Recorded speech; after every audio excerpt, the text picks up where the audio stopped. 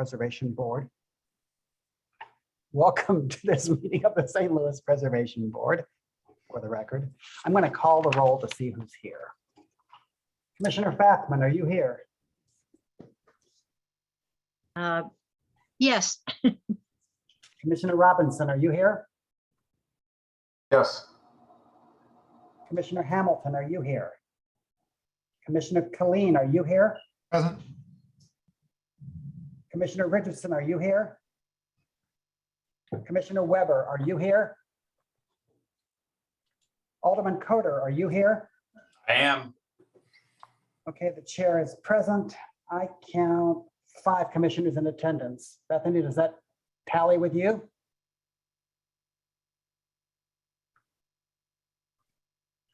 Okay, Yes. then we will proceed. Commissioners, have you reviewed this agenda? And do we need to make any change in the order of presentation? Does anyone need to recuse themselves from the consideration of any of the items on this agenda? Chairman, my only note on the current agenda would be that the McKinley Heights project, but I think is B, is actually in the 7th ward, not the 9th ward. Now, this isn't part of any new fancy redistricting, is it, Alderman? No, sir, it's right on the edge, but it's on my side of the street. I just wondered if you'd had a peek at the new map and we're trying to tell us something. No, sir. Okay, hearing no objection, this will be our agenda. We have 7 new agenda items and we have a continuation from an agenda item of last week. First, let's take up our old business. Has anyone read the minutes for the June 28th meeting?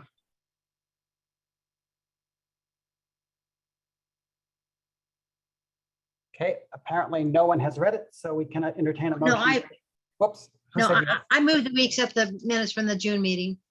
Okay, is there a second? They were good minutes. Second. Motion made and seconded. Is there any discussion? Hearing none. All those in favor of approving the minutes signify by saying aye. Aye. Aye. Opposed? Abstentions? The ayes have it. The minutes are approved. Looking at our agenda, before we start the new items, let's pick up where we left at the last meeting on 4490, 4494 Lindell. Commissioner Fathman, do you wish to renew your motion? Yes, I do. Is there a second?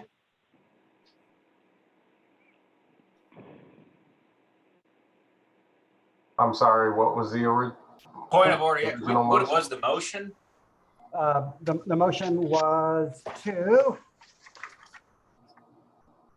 withhold preliminary It's on the approval. agenda. It's on the agenda, yeah. The motion was to withhold preliminary approval. And that motion, Commissioner Robinson, did you second that? Yes, second. Okay. Is there any discussion? Commissioners? Commissioner Copelin? No discussion. Anybody else? Who was the second, Chairman? Commissioner Robinson? Thank you. Okay, hearing no discussion, I'm going to call a roll. Commissioner Fathman, do you vote yes or no? Yes. Commissioner Robinson, do you vote yes or no? Yes. Commissioner Copelin, do you vote yes or no? Can you come back to me? I want to read this again. Okay. Please. Alderman Coder, do you vote yes or no? No.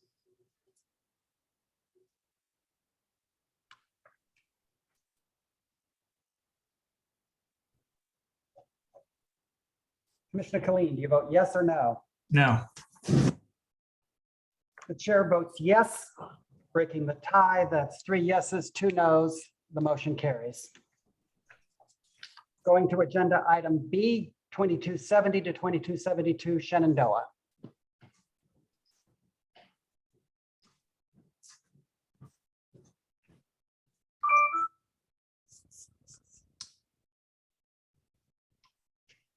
I'm Jan Cameron from the Cultural Resources Office. This is a preliminary review application to construct 2 townhouse units on this currently vacant property here at the corner of Shenandoah and Indiana. Next, Bethany.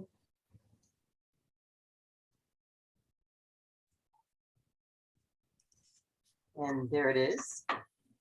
And sorry that it is apparently in the 7th ward. That's my error. Next one. Here's the proposal.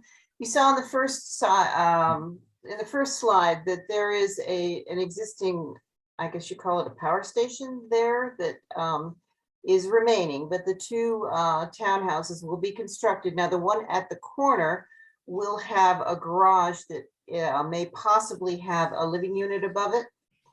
The other one will just have a garage or a carport. Now, something to notice here is that while the properties face Shenandoah, the rear buildings will face Gain Street, and that is a street, although it also performs as an alley. Next. And this is the proposed elevations at Shenandoah. The applicant has requested to go through the compatible new construction policy. And we have done that. We have had 2 meetings with the neighborhood group and with the applicant and his architect. And the architect has responded to some of the concerns expressed by the Cultural Resources Office. The primary one being, could we have the next slide? This is the Indiana elevation. So you can see it's a very contemporary design, and the concern for the staff was to make it as contextual with the historic district as possible. Next.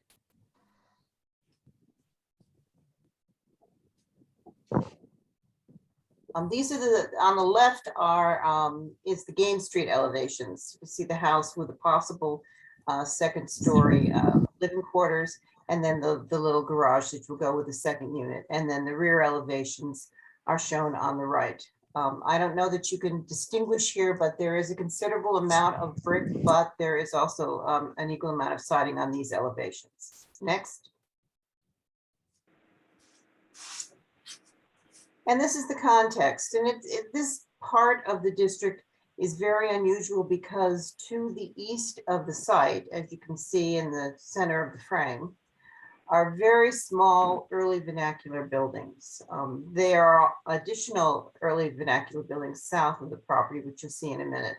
So our concern was that while the scale of the initial proposal really did replicate the scale of the buildings opposite, which you can see on the far right, which are all tall 2.5-story structures, I particularly was afraid that it might visually dominate the smaller buildings to the east of it. And the architect has changed the roof slope. And I think that we've come to a place where the staff can recommend general approval. Next. This is looking in the opposite direction. So the proposed buildings are on the right, and you're looking east along Shenandoah. So you can see again those very tall buildings on the north side of the street. Next.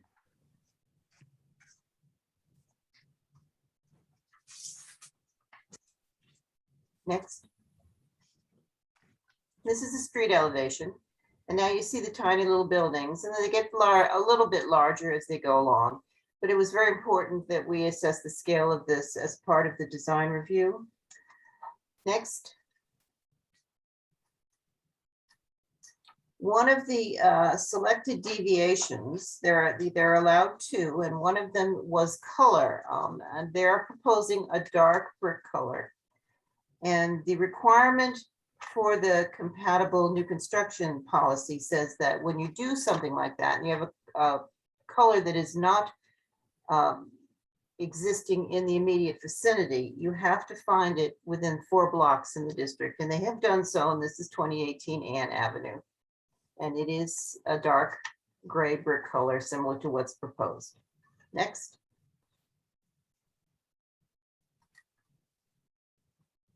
And again, we're back at the site. So you can see that generally from this particular viewpoint, the buildings are smaller in scale. And you can see the power station, if that's what it's called. Next. And some context along Shenandoah opposite. Next. And we're continuing down Shenandoah here to the west. Next. Oh, that's it. Bethany, could you go back to the elevations, please? Essentially the front elevations. One more back. Next one. There you go. Okay. So one, although fenestration was the second differentiation selected by the applicant, and that relates primarily to the forms and properties of the windows themselves. But one of the things that the contemporary compatible new design policy says is that there should not be large expanses of unarticulated wall surface. And that is one of the, it's actually the only element that this design does not comply with. And I believe the architect will address that in her presentation. She's made some points that this is not an unusual condition to see in some historic buildings in the vicinity. So given that concern, the staff is recommending that preliminary approval be granted to the design as shown at this meeting. And I also have a letter from the McKinley Heights Neighborhood Association from Rocco Dana, Head of Development, who is indicating support of the new design. And I believe Mr. Dana is here to speak as well. Any questions?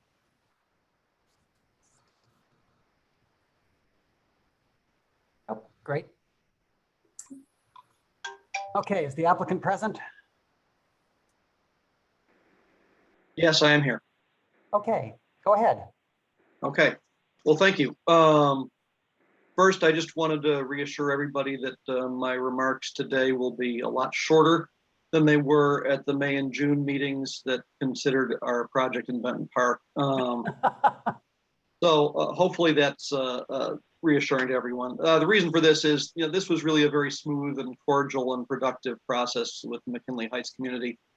I want to especially thank Rocco Dana of the McKinley Heights Neighborhood Association and Jan Cameron with CRO for making the whole process a pleasure, starting all the way back with our initial discussions with Rocco last summer.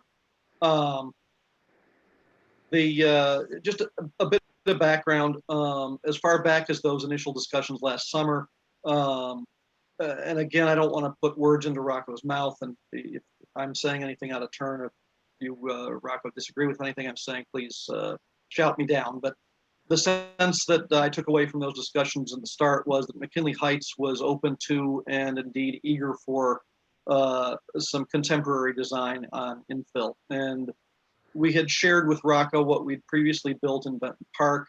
And unlike the Benton Park Neighborhood Association, which wanted us to kind of tone down the next units we build in Benton Park, my sense from discussions with Rocco were that the McKinley Heights community would actually encourage us to go in the opposite direction, not by restraining the contemporary elements, but by being forthright and direct in terms of a contextual but contemporary design for this site at Shenandoah, Indiana. And I believe that's what we're proposing here does. And I believe, therefore, it's consistent with the wishes of the community. I gather that— Yes, they're turning it down, or yes, they can go ahead. What's that? Sorry, I muted them. Okay. I believe that Sarah Gibson will be speaking to the point that Jan had raised about the fenestration on the front facade. I would only say there that, I fully respect the concern that's raised. My sense is, based on the way it's written in the write-up, we have flagged the fenestration as one of our allowed differentiations. And while it says in the write-up that the policy states the pattern of openings need not match the pattern on the block, it also requires that differentiated fenestration patterns cannot detract from the historic character of the block. To me, that's a subjective judgment. It's a matter of taste.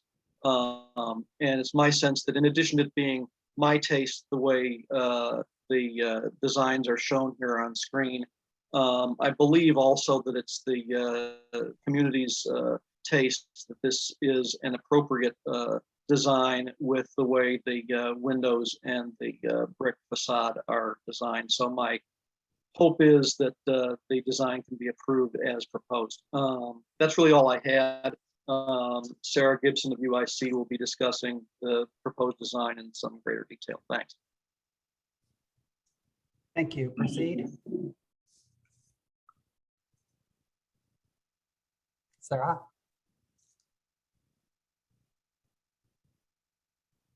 Hi, sorry about that. Some technical difficulty there. Jan, do you have the presentation or should I share my screen?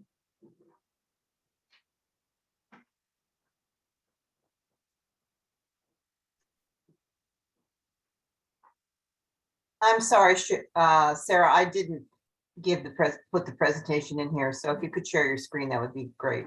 Okay, sure.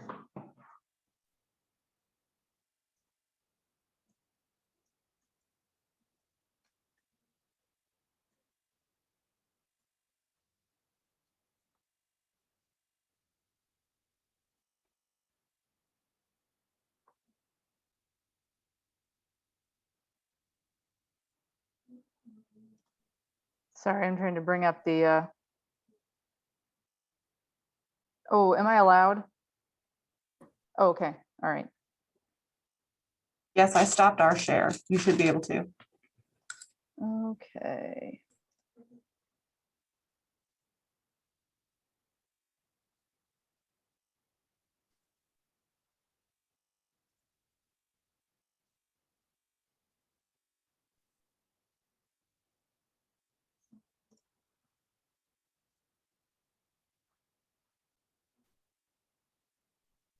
Okay, can everyone see that? Okay, great. So I'm Sarah Gibson with UIC. I'm the design principal, and we are the design builders for the project. And I want to echo Nick's comments regarding our collaboration with CRO and with Rocco. We appreciate being able to work with CRO once again, and also with Rocco throughout the process. And so this is, I'll just run quickly through the presentation with regarding the design. Jan has kind of noted most of what we have discussed kind of throughout the process, but I'll kind of just flip through the slides here. So this is the location plan. The building is at the corner of Indiana and Shenandoah in McKinley Heights. And the overall concept for the project is to complete this corner at Shenandoah, the southeast corner of Shenandoah in Indiana. So here in the box, you can see the site. And there are, the buildings are quite dense around the site, the other three corners of the intersection. And so we wanted to design a building that complemented in terms of mass, materiality, and scale the corner of the site, but then also respects, as Jan said, the buildings to the east, a little bit smaller scale. Here, the three to the east, and then as you go further down, you see buildings which are again 2 stories, 2.5 stories, and across the street, the buildings are have quite a bit of mass to them and are historic brick buildings between 2.5 and 3 stories tall. We also wanted to address the kind of interesting condition of Gain Street, which is here to the south of the site, which by scale and by typical block size, this would be an alley, but Gain Street is actually a street. It is treated somewhat as an alley for some of the residences along the street. There are some garages and carports that empty onto Gain Street, but there are also homes like this one and this one here that are highlighted in blue that actually face the street. So we addressed that in our proposal as well. Couple of other conditions that we're addressing are that the setback varies but at the 3 corners. So these 2 buildings on the north and south are built directly to the urban street line. And then the sidewalk line, and to the property lines. The building across the street on the north directly from our site is held back. There are actually front yards. That's what this green band is representing. The same thing occurs on the south side of the street where we're proposing these 2 single-family homes. We're holding those back from the street on the north and also on the west, which allows for us to also allow a little bit of space for that transformer and the infrastructure associated with that, and holds the streetscape, holds the buildings back so that they're in line with that historic structure to the east. While the design and the facades of the building are quite contemporary, we did look to a model example in terms of form and scale. And so this is the gable flounder form, which is very prominent in the neighborhood. So the upper images at the top of the screen are examples of this type of home in the neighborhood, which often has a side entry, and we're also proposing that here as well. So here's the 2 single-family homes facing Shenandoah, and then here you can see we've created a kind of courtyard between them where they mirror each other, and the entries are on the side between the 2 buildings. And then here you can see on the site plan, this is what we're proposing as that optional mother-in-law's, the garage with the optional mother-in-law suite above, and the entrance to that actually enters onto this or exits onto the sidewalk here on Gain Street. And here we proposed continuing that sidewalk along Gain as well. This is just some shots that we took of the streetscape on the south and on the north of the side of the site. So on the south, you can see this is the small 1-story farmhouse just to the east of our site. And then as you go down the street, the buildings start to become 2 stories again. And then across the street, you can see that the massing is significantly larger than those 1-story buildings across the street, being 2.5 and 3 stories consistently. These are some additional images that we provided in order to kind of discuss further the scale that's prominent within the neighborhood or at the site. Obviously, just to the east of our site are 3 1-story buildings. They're a little bit smaller scale than a lot of the other buildings in the neighborhood. So also on Gain Street, there's 2 1.5-story buildings here as well. But as you go further east, further to the east, down Shenandoah, you can see that there's several 2-story buildings also here further to the east. And then obviously across the street, also are larger scale 2.5 and 3-story buildings. We had also, this is skipping ahead a little bit. I guess everyone has seen the facades that we proposed. We brought some more examples of existing and historic facades within the neighborhood, which is what you see at the bottom of the screen. The examples of fenestration patterns and side elevations at corner buildings. So we have a little bit larger expanse of brick than I think what might be expected, but actually at a corner, there's several examples of corner buildings where these facades are what I would say is a bit more utilitarian and less formal. And there are actually large expanses of brick, as you can see in these 3 examples that we provided, where at the corners you actually get a pretty large expanse of brick with no fenestration. And that's not to say that we don't, I mean, the windows that we've provided along our Indiana facade are actually quite large in scale, and I would argue are a nice proportion to the historic proportions in the neighborhood. This is Jan had presented this as well, but this is the street elevation looking south, with our proposal being here on the right. And then you see the smaller historic buildings which vary in setback along the street. And then as you get further to the east, those buildings hug the street edge and are all two-story buildings. And then the collage below showing the current proposal, which is a little bit less, it's more in the scale of these buildings here to the east, as opposed to this building to the west and these buildings to the north, just kind of negotiating that scale between what I would consider a pretty large, tall, multifamily structure, and then this smaller historic home here.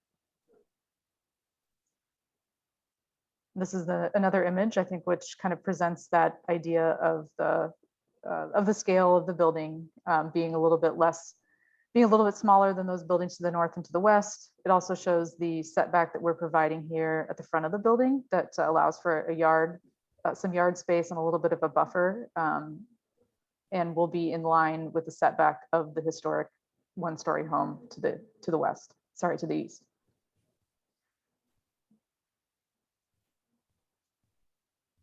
These are a couple of images of a 3D model of the building, showing the massing along that are for the design along Shenandoah and along Indiana. And at the back, you can kind of see that mother-in-law's suite as well. So really continuing that that street edge along Indiana. And then proposing the garage that enters here, but then the entrance, as you can see on the lower image, that the entrance to the mother-in-law's unit, which is on Gain Street. And we don't have the sidewalk continuing here, but that's actually part of the proposal. So that will be sidewalk along the back of those garages along Gain.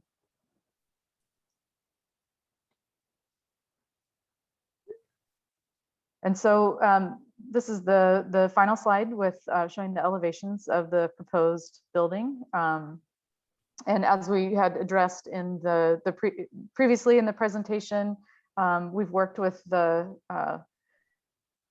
elevations to provide a little bit more formal facade along Shenandoah that may be a little bit different, I think, in terms of the layout of the windows, but I'd argue that this is a more, the windows are larger, they're more formal, which is pretty typical. They are vertically oriented, which is very typical for and comparable to, I think, the more historic structures and examples along the street.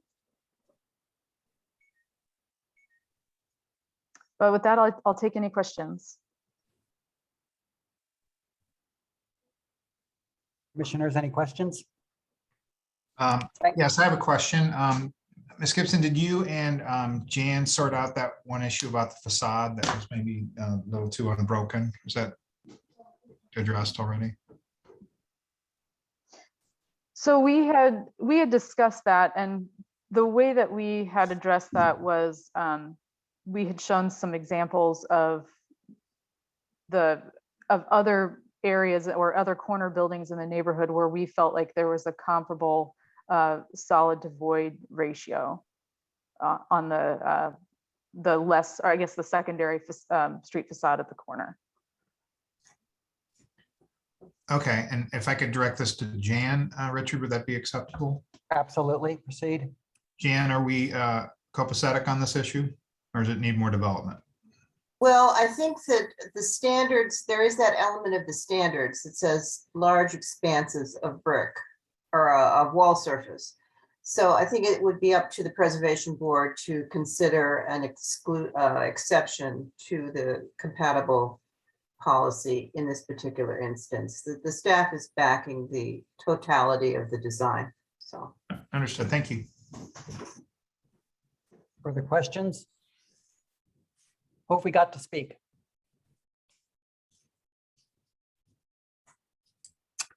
We have Rocco Dana. Let's start with Rocco.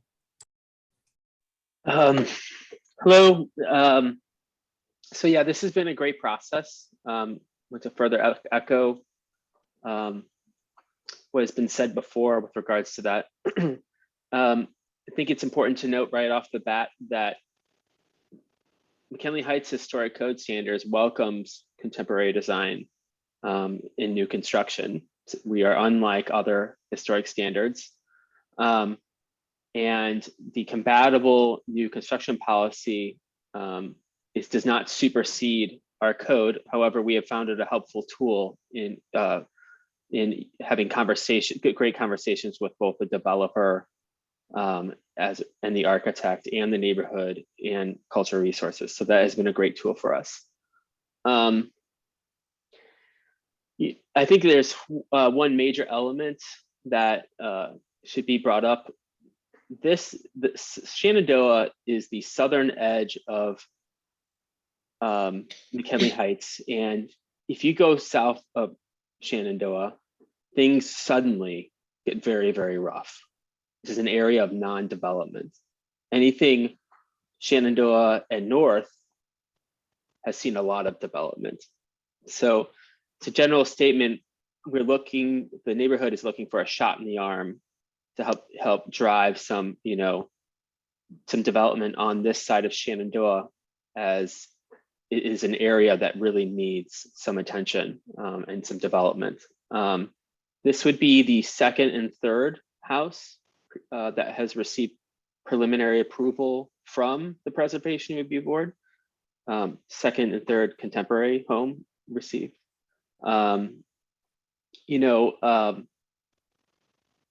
think it was said best when Jan said, you have to look at the building as a whole when it comes to contemporary design, and how it fits on the site as a whole in all of its elements. This is something the neighborhood is looking forward to, we hope that the Preservation Review Board will approve it as it did a previous contemporary home design. Thanks. Great. Who else? That's it. Okay, thank you. Commissioner Copelin, have you got a motion? If I could direct just one more question to staff before I make a motion. Please do. So Jan, the statement you'd made earlier that you like this building in its totality, it looks like it conflicts with what's actually written in the staff recommendation. You're asking for consistency? Yes. Well, I did it. The agenda is an analysis of how the design relates to the two requirements, one being the historic district standards and the other being the policy. As we've discussed before, the policy is a little awkward in some instances, and but I think that this is a successful design, and the neighborhood is obviously supportive. So the staff is recommending that the board approve it. Okay, well, with that then, Richard, I recommend that the Preservation Board grant preliminary approval to this design with details and materials to be worked out with staff. Second. Motion by Copelin. Who seconded? Coder. Coder seconds. Is there any discussion? Chairman, briefly, I just wanted to thank UIC for, sorry, am I recognized? Yes, you are. Thank you. I just want to thank UIC and Rocco and the neighborhood development team for working together on this. This is really going to help. As Rocco said, this block of Shenandoah has seen a lot of investment. As you get south of there, it is certainly challenged with Gain Street. And this is going to go a long way towards helping fill this out. For history, this is an old LRA lot. So this is what we like to see, LRA lots being put back into productive use. So we're very excited to see this project, and I'm looking forward to voting for the preliminary approval. Cool. I called the 9th Ward alderman just to make sure you hadn't taken a property out of his ward, and he agrees with you that it actually is in the 7th Ward. Okay, commissioners, there's a motion on the floor. It's been made and seconded. All those in favor signify by saying aye. Aye. Aye. Opposed? Abstain? The ayes have it. The motion carries. Thank you, commissioners. Let's do agenda item C.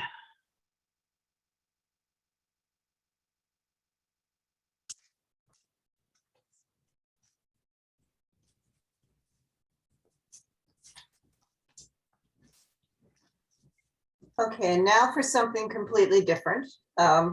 This is another preliminary review for a single-family house to be constructed on this lot, which most people probably would not even know really existed. It is right up against Highway 44 in the Compton Hill Historic District.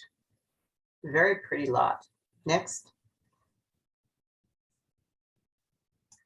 This is the site. You can see the highway cuts in. That's the white area on the top of the slide. And it is like an odd shaped parcel. It has very little context around it. In fact, the lower border that you see, the south side of the property, actually runs along an alley. The house will face to the left of your screen, and it will look out onto the backyard of the house at Copelin that you see there, just to the west. Next. And an aerial of the site. Wish I could control the cursor, but so you can see it's right up against the highway. Most people would never see this property. Next.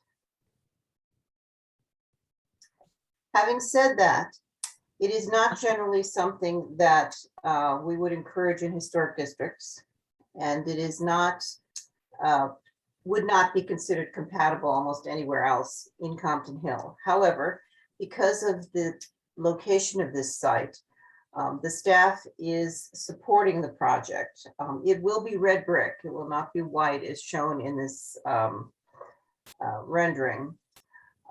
And the owner has made certain changes from his original design to try to bring it more into compliance. He eliminated the circular drive, some parking at the front, tucked the garage around the back. So while again, it's not something that would generally support at this particular area, I think that it will work very well.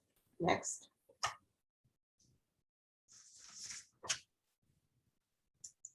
And this is an elevation of the brick.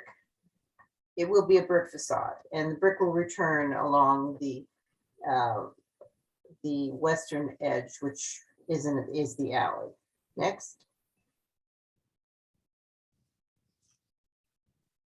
Another glance at the site. And next. Okay, this is Copelin. So the site is on the right. And then, so this is the only house that will be in context with this particular piece of property. And as you can see, it actually faces away from the house. Next. And this is the alley. And that's the property line on the left of the site. Next. Other way. These houses are on Copelin, but the site is in the center of the left-hand slide, way back. So you can just kindly see a fence that's on the property. That's where this house will be. So again, it really doesn't have any contextuality with the fabric of the neighborhood. So the staff is recommending approval, even though it does not comply to every single one of the historic district standards. Questions? Questions, commissioners? Out of curiosity, is anybody signed up to speak besides the applicant? No. I understand that the applicant has contacted the neighborhood association, but I do not have a letter from them about the project. I spoke with the alderwoman over the weekend. She said that as long as the neighborhood and the Culture Resources Office was in favor, she had no problems with the design. This was a very thorough and interesting presentation. Why don't we see if commissioners have questions either for Jan Cameron or for the applicant, and then I'll take a motion. So question for Jan, Mike Killing here. Jan, did you say that the neighborhood did support this or they were silent on it? My understanding is you may have to ask the applicant about this, but the alderwoman said she had reached out to them and they had seen the proposal. But I have nothing to indicate that they're approving it or not. Well, let's introduce the applicants so we can ask them questions. Where are they? Certainly, I'm on the line. I'm Steve Wilson. Hi, Mr. Wilson. We might have some Can I- questions for you. Commissioners? Perfect. If I could intervene for just one moment, I actually do have that letter, Jen. I'm going to send it over to you by email right now. We got that a few weeks ago. We've been meeting with the actual community since last month to even get further into revisions and to make sure that we are not bringing something that's obscene or just, offensive to that lot. We dug a little deeper. They were actually planning on seeing if they could make a community home there for everyone to just kind of use that as a community property. So they had an idea of putting something on that property as well. I can answer any questions about, the design. And of course, Jan has helped me refine. She's being nice. She has helped me deflate a couple of my big ideas. And she said, no, Stephen, that will not work. That will not work. No, that's not going to work. So it's been about a 3-month process. My wife and I are actually moving in from Texas, from San Antonio. My wife's a physician. She will be opening 3 centers inside of the actual city to kind of help with the underserved population, and then one in St. Louis County as well. So we are looking to make this our home. This is not a for-profit or anything like that. And we went through a lot of different steps as far as, I'm sorry, I'm getting long-winded. My wife would pinch me. But just pretty much as far as all the zoning and making sure that our house fit on that property, we had gone through it with Terrell Elin from the zoning department, and he has helped me refine. And the whole design of the house with the garage entry from that alley was specifically for him. This lot did not have anything to govern it because it did not have any rear houses it didn't have any houses it didn't have an alley facing the rear of the lot. So there was nothing to govern it. So he almost had to recreate the will. And then he told me to stay within these boundaries for this particular piece of property. I'm going to zip it and I'm going to answer any questions. I'm sorry if I'm a little excited because it's been a while. So. Commissioners, any questions for the excited applicant? Just to confirm, have we received a copy of that letter? And can it be read? I haven't so far. Hold on, here we are. 1 second here. All right.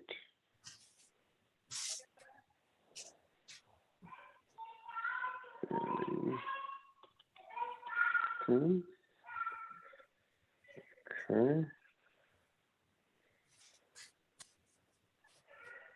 All right, support letter. All right, and then we're going to forward that over to Jan.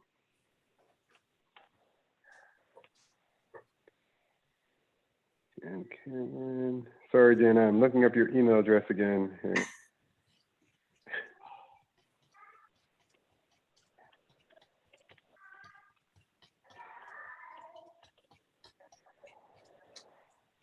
Ordinarily, the neighborhood would have copied us, but apparently they didn't this time. Okay. So Jan. Mr. Wilson, how long is the letter? The letter is just roughly, I think it's a page, if that, and I am sending it over to Jan right now so it can be authentic. All right, there it is. It's sent over to you right now.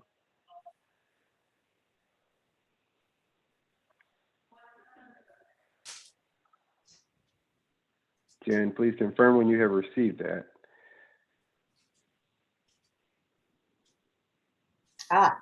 I've received it.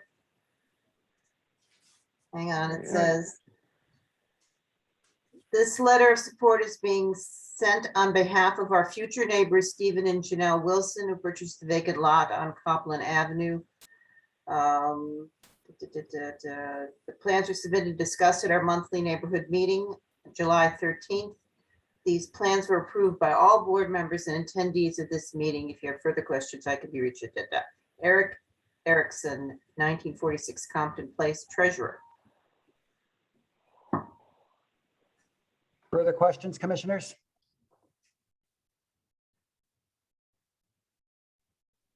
Okay.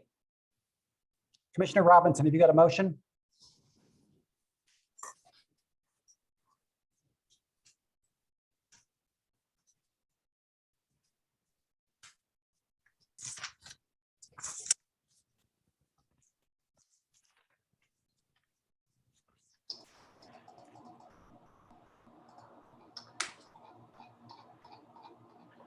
Richard, I move that I'm sorry. That's a good, go ahead. I move that the Preservation Board grant preliminary approval of the, new building with the stipulations that final plans and materials are reviewed and approved by the Cultural Resources Office. I second that. I second it. Thank you. Motion by Robinson, second by Fathman. Is there any discussion? Hearing none. All those in favor of the motion signify by saying aye. Aye. Aye. Opposed? Abstain? The ayes have it. The motion carries. Thank you, commissioners. Okay, thank you. And welcome to the Wilsons. Welcome. Okay, calling agenda item D, which is 23 Lenox Place.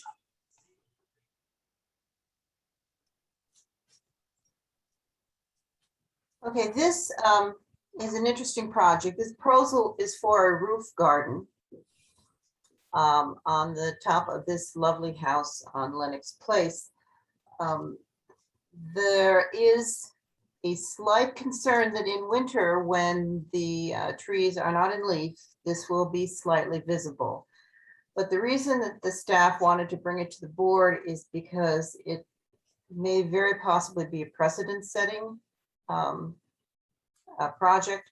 So I wanted to show it to you and get your support if you care to grant it. Next, please.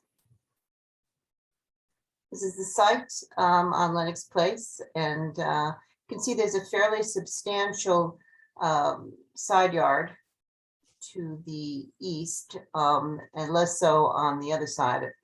But the roof deck will be, as you'll see in a minute, towards the back of the roof. Next. Again, another picture. You can see how it's almost impossible to see the roof of this building at all. Next. But this is the proposed structure, which will include planting beds so that the beds will be substantially above the roof so that you'll be able to perceive them from one side of the property. Next, one side of the street, I guess. Another showing the detail. Next.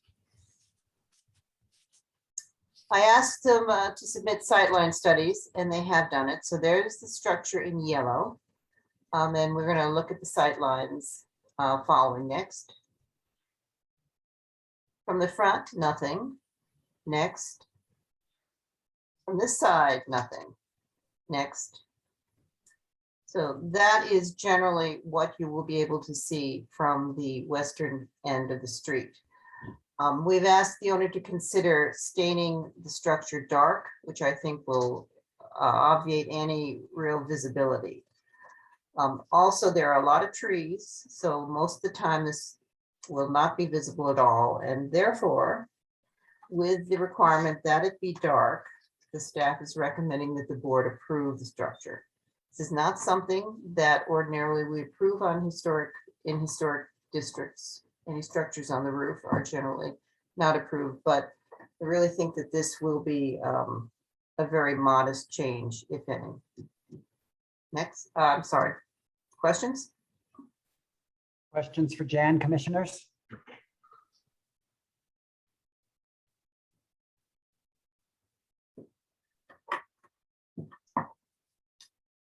Okay, is the applicant present?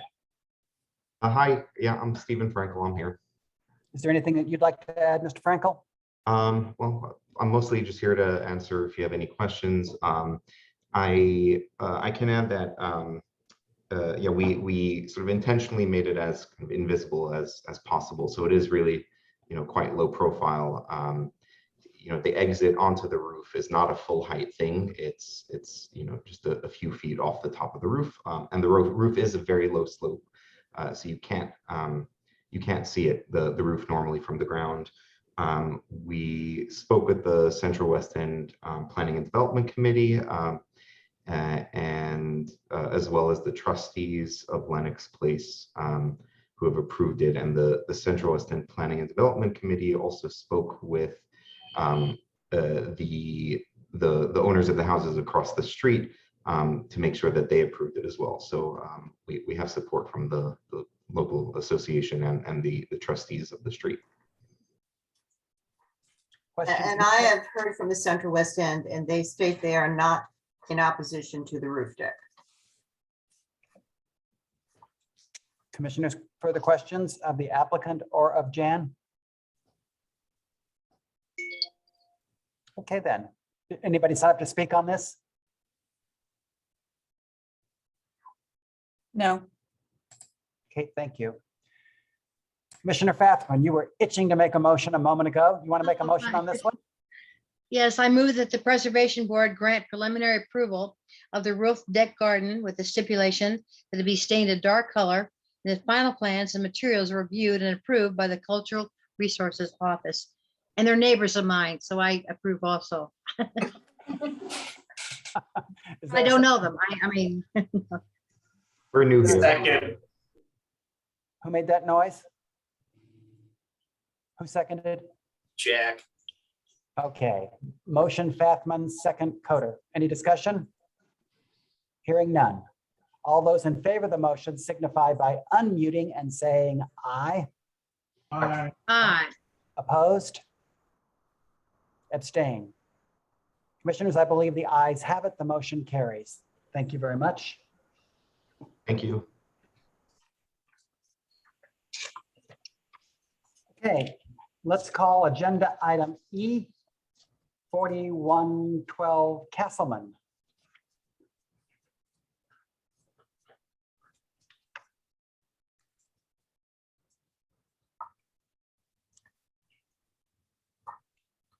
And to give everyone a warning, after this agenda item, we're going to take a break for about 5 minutes. Andrea Gagan, this is 4112 Castleman on the Shaw Certified Local Historic District. This is an application for construction of a new single-family home. Location. This is the site plan for the proposed house. What sticks in front of the other building line is the porch, so it is not. It is in line with the other buildings. This is a streetscape showing the proposed building in the context of the street. The height complies, as most of the other buildings on the street are 2 or 2.5 stories. So it is within the 15% height, average height of the existing buildings. Location substantially complies. The only issue is that the building is about 3 feet more narrow than the other buildings or the building that's based on. And that's due to the size of the lot. The exterior materials comply. It will be red brick, and they have agreed to the appropriate length of the brick returns on the sides, and the remainder of the sides and rear will be vinyl siding. The details comply. They're based on building to number 9, which is down the street, and as well as the roof shape, the materials of the roof. The garage also complies with standards. They originally, when we first got the proposal, the building was not quite tall enough And actually, I'm not even sure if this is the correct one. But they did increase it from 8'1" and 9'1" floor heights to 9'1" and 10'1". So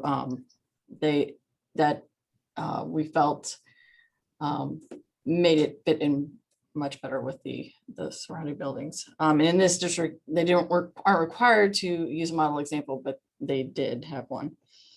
The proposed height, setback, materials, roof shape, and details comply with the historic district standards. And the building is, like I said, narrow due to the size of the lot. Cultural Resources Office recommends grant preliminary approval to the new building with the stipulation that final plans, materials are reviewed by and approved by the Cultural Resources Office. And there's just some more. There's just the front and rear elevations. And the both side elevations. And those returns will be adjusted accordingly.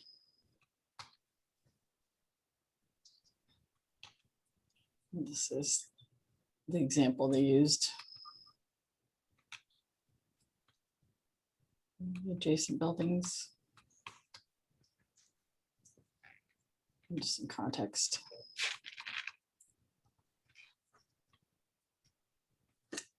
Any questions? Are there questions, commissioners?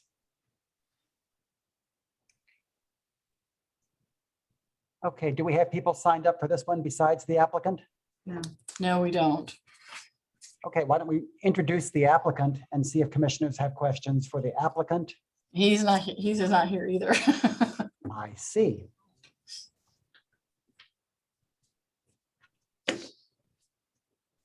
Okay, commissioners, is there a motion on this item?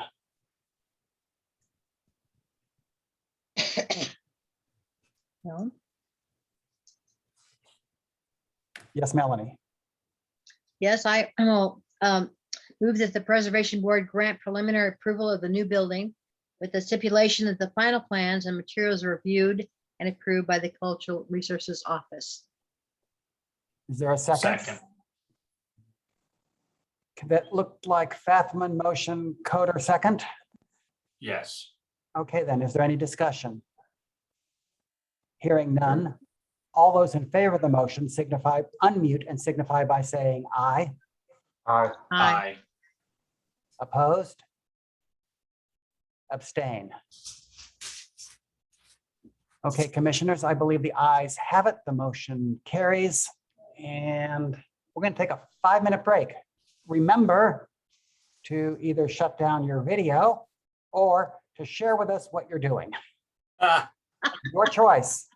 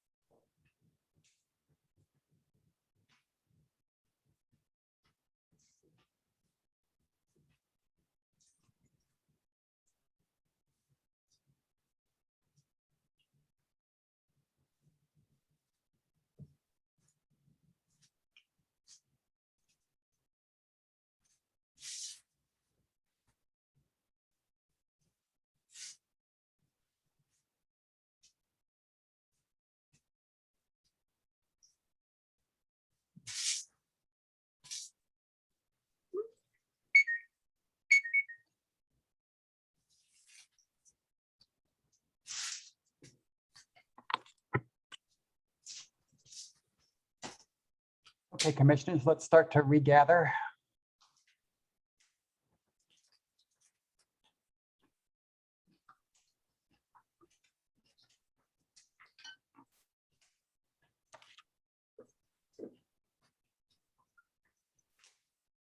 Let's see who came back. Commissioner Fathman, are you here now? Yes, Commissioner Robinson, are you here now?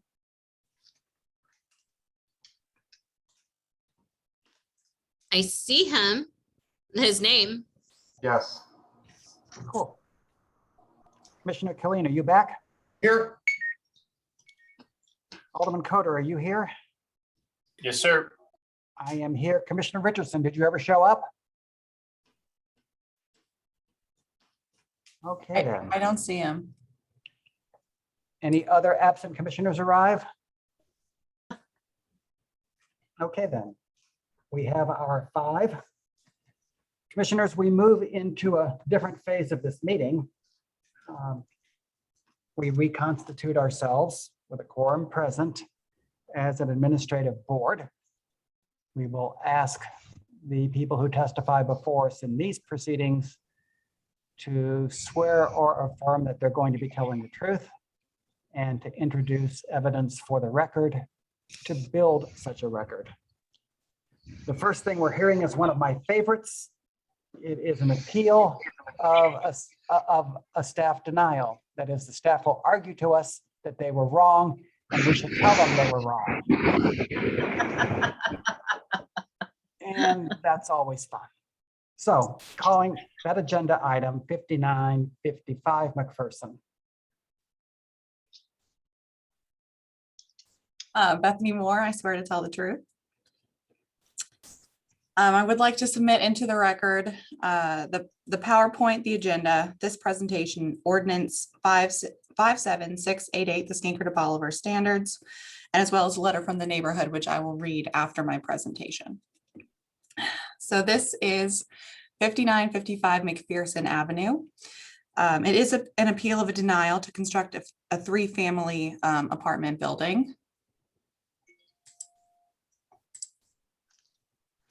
And here is the site. It is on a corner lot facing McPherson, and then it does have a side that's highly visible from DePere Avenue as well. And here is the project site. As you can see, it's on the corner, and it's a pretty narrow lot as well.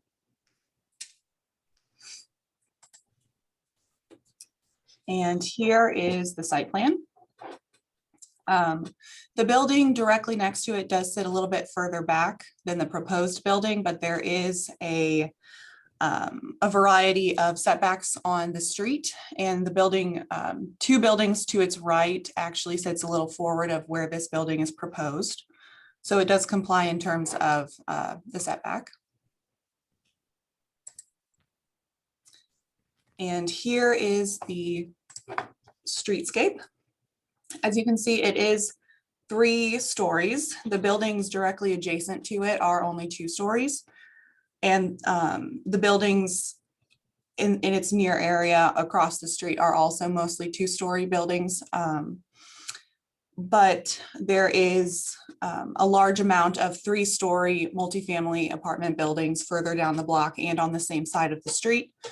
When we're looking at massing, the standards say that we also need to look at the buildings directly adjacent, but then also on the same side of the street in the neighborhood. And there are several examples of 3-story buildings on the same side of the street.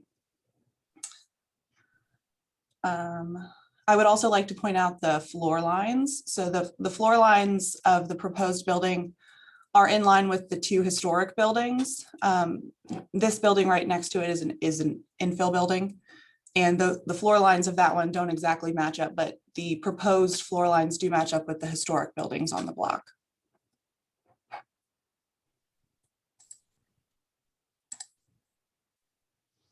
So these are the proposed street facing elevations. The material is proposed to be brick. We are still working with the developer on the color, but it will be brick on these 2 street facing facades.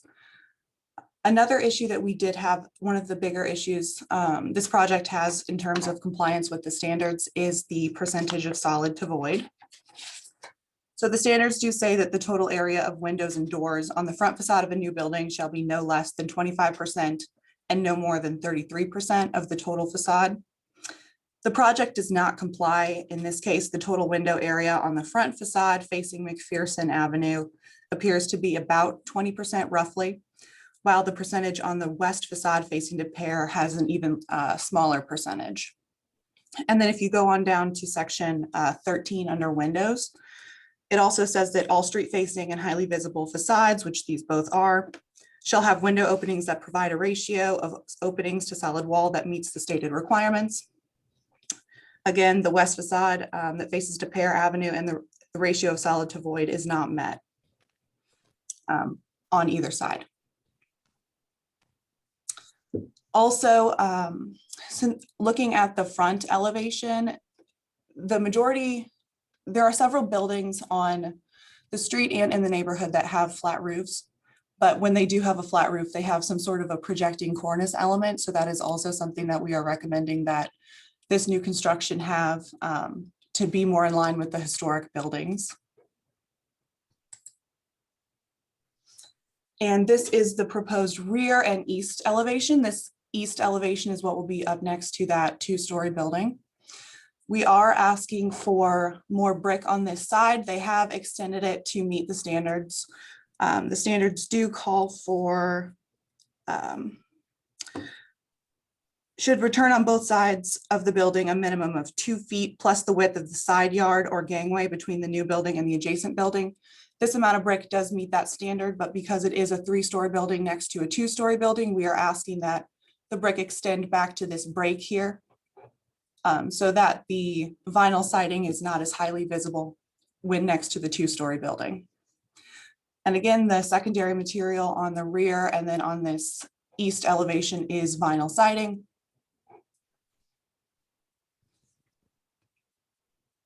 And then here is some context. These are the 2 buildings directly adjacent to it.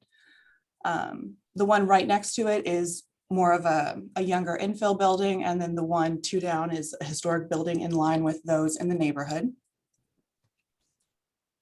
And this is looking directly across from 5955 McPherson Avenue. It is another vacant lot. And then here is just some of the context that I spoke about earlier. These are some 2-family, 2-story buildings, and then there's also some 1-story infill buildings. And this is on the west end of McPherson, so the end opposite of the new construction. But this is on the same side of the street, which is one of the things that we have to look at in terms of massing and the standards. These are 3-story buildings, and again, they are flat roofs with a projecting cornice. And then here is some more context on the opposite side of the street. Just more 3-story multifamily buildings. And again, just further on down the street, the flat roofs with the projecting cornice details.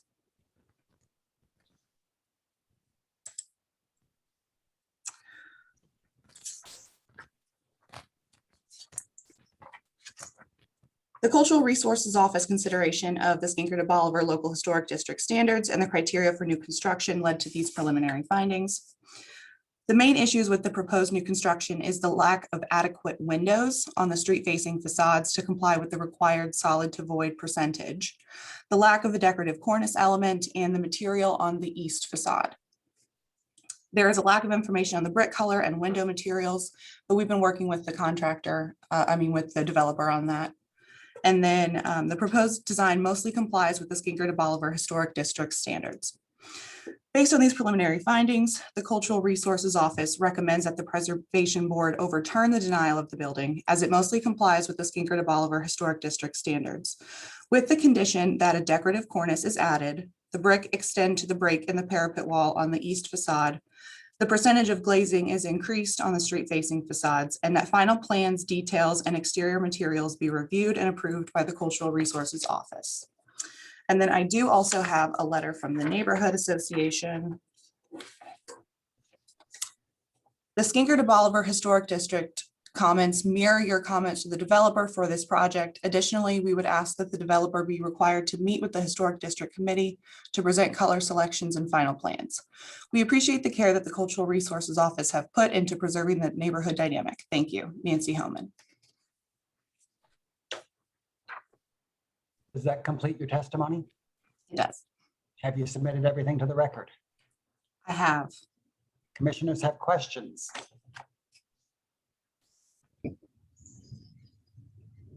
Okay, I hear no questions. Let's hear from the appellant. Yes, hi there. Thank you for having me and I appreciate your time. We'll try to be as efficient as possible. One thing I would like to note right off the bat. One thing Yes. I would like to know Yes, sir. is for you to introduce yourself and Yes. for you to swear that you're going to tell the truth. Yes, my name is Brent Cowan and I swear to tell the truth. Proceed, sir. Thank you. Yes. The one thing, and I don't think this isn't something that I do often, but I would like to just note that what we are looking on the screen currently, the ratios, that's not actually what we submitted. And I think this is probably not a big deal, but everything is definitely squished. So that's not the ratios of the windows or anything, but we can discuss that later if that, if that's something that needs to be reviewed. I'm not sure why those look so tall and so skinny, but that was the. Let's try to sort it out now. Sure. Bethany, what's that? I believe I was just sent this one today. I just tried to get it in quickly. It could just be an error with if you're talking about it being squished in some way, just trying to get it on the screen. All the windows look well, simply because we're going to be talking about the windows, and I have some things I can share as well. Since that is something we're going to discuss, I didn't want this to necessarily be the point of reference, because if I were to look at this, they look like they're very skinny, tall windows. And granted, we do have some taller windows, but they're certainly not, say, 2 foot wide or whatever that ratio looks like. But I also have. Yes, they were in the normal ratio. There you go. That's a little bit better there. That shows correct. And I have some I can share as well. But so a couple of things. One is regarding the brick return. Actually, since we're on this particular page, the reason why we went back as far as we did was because that is the stairwell. And we had the ability to modify this to put in the brick ledge so that we could have a return that met the requirement. And then we went back as far as we did. To go back further would mean we would actually have to bring in the rest of the structure by another 4 or 5 inches to accommodate the brick ledge down that side. So that would be we would like to find some compromise if we can. We brought it back as far as it was going to be reasonable and without, major modifications. So definitely, would like consideration or discussion to see what kind of compromise could be had there so that we don't have to resize the structure to fit that brick ledge further. So there's that one, and can I share a document? I wanted to discuss the fenestration and the amount of windows, and I wanted to kind of take us a very brief walk down DePere Avenue, just so we can have some context of the neighborhood and what's compatible all along that particular street. Would I be able to do that? You want to share your screen? Yes, please. Yeah, you can do that. Hold on. Okay.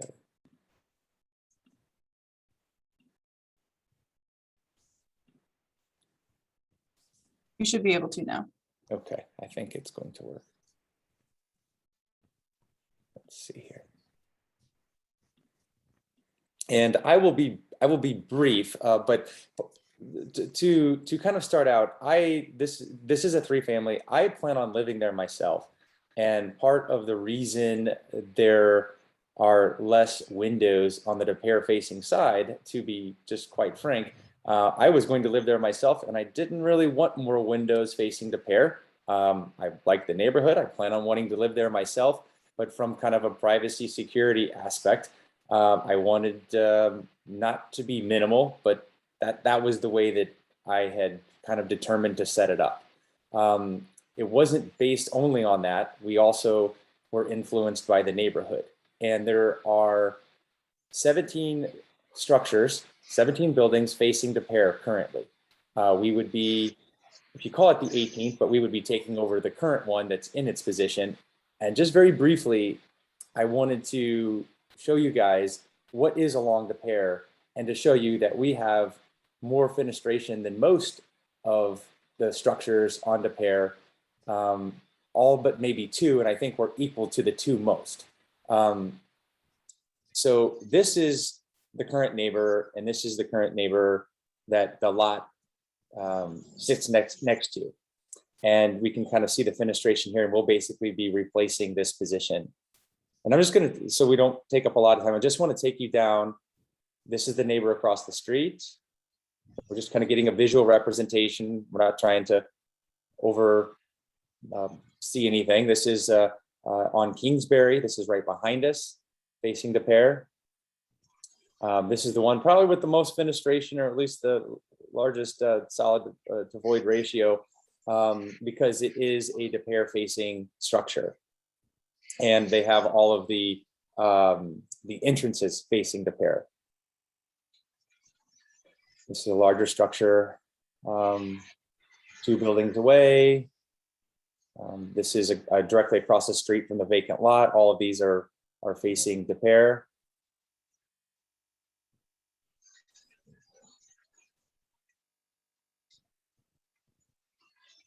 And this is one we'll come back to as well, because this is one we actually took a lot of influence for our design. But the fenestration here, 3-story building, flat roof.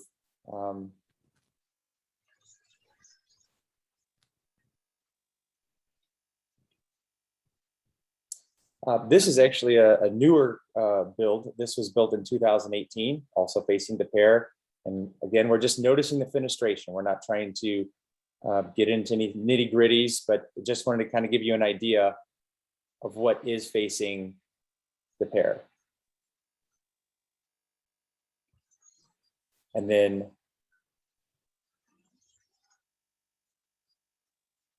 we have what we're proposing, and we also have the ability to add in an additional window in the dining area if it's required to try to reach satisfaction of the board. Now, humbly, what I'm trying to get at here is I showed you every single building facing the pair, and we have equal to or more fenestration than all of them.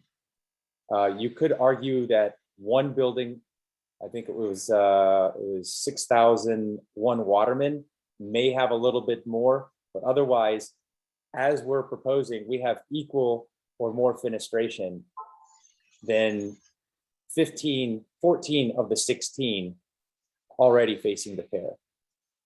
So that is the humble request, is that we believe that we are compatible with the neighborhood, since we are already proposing more fenestration than the other buildings that are facing the pair, and we showed you all of them. And then additionally, if we go back to the 6000 Waterman, it is a 3-story flat roof, and its fenestration, its solid to void ratio, is also equal or less than ours. Another point on this one, and this is one we looked at when it was influencing our design, is this is specifically facing both Waterman and the pair. It's not just on Waterman. Similar to ours is not just on McPherson. Ours is also on McPherson and the pair. So if we need it's good to compare the buildings that sit on the corner lot and face both sides. And one of the other aspects is, if you look here at the cornice on this particular building, it is not as ornate or dramatic, but it is also wrapped around the entire structure. And it's visible on both the pair side and the Waterman side, not just the Waterman side. And this was what we were modeling our cornice as well. It's definitely more on the minimal side, but it also wraps around so that it's facing the pair and McPherson for ours. So, we're proposing a double stacked soldier course that is projected out. It's minimal, similar to this. And that was the reason we were, going with this particular style as opposed to something more dramatic than what's just simply only facing McPherson. Because from what I understand, it needed to wrap around to the De Pere side as well. So that is, any questions at all with what I'm trying to suggest or even flip through here in regards to the fenestration facing De Pere at least is. How much would it cost the project to have an extra bit of light in the dining room? You said that would be a possibility of adding another window to the dining room area, that second one. So obviously, so the brick is the real expensive part. Adding in the other window, there is a financial aspect to it, but it's not. It's nominal. It's not a. There are other things that are a financial impact. That would be the brick for sure, no doubt. The window, as far as I'm concerned, no financial impact. It is merely a preference impact. It is more light in the dining room. Okay. Sure, and that would be, let's see here. We go from this to this right here. Now, again, this is still not reaching the fenestration that the standard set, but we have more than anyone else on De Pere. So, we're humbly asking you guys to consider what we're proposing here instead of trying to add, I don't know, a third more windows.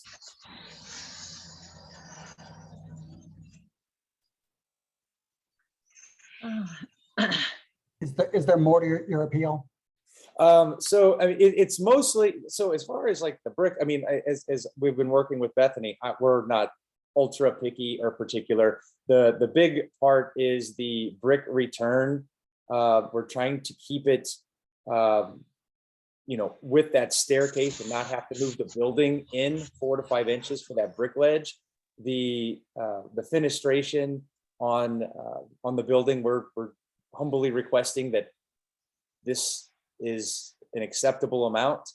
And then thirdly would be the cornice, that we could go with a stacked or stacked with something in between the stacked soldier course at the top that is going to be more similar to this as to something more dramatic that normally is only in the front of the structure. And yes, sir, that would be the information that in the request that I have for you. Okay. Bethany, because we're trying to be collaborative and because you're asking us to overrule your initial impressions, is there anything you'd like to add, having heard this? I would like to add that addition of that window helps a lot with the fenestration on that side facing De Pere. And then also that the decorative cornice element of those buildings with flat roofs on the street is a little bit more projecting than what they have suggested, but what they have suggested is better. Sorry, my screen goes out sometimes. Is better than what they had originally started with. So we are asking for a bigger cornice though.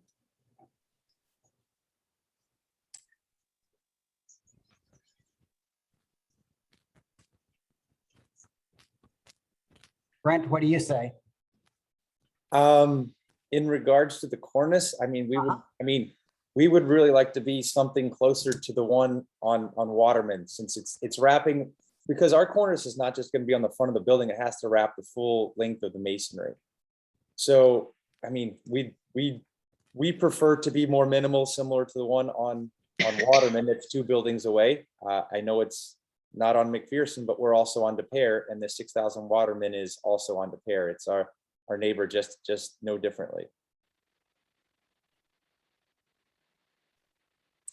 We did ask for final details to be worked out with us. Would you be willing to do that?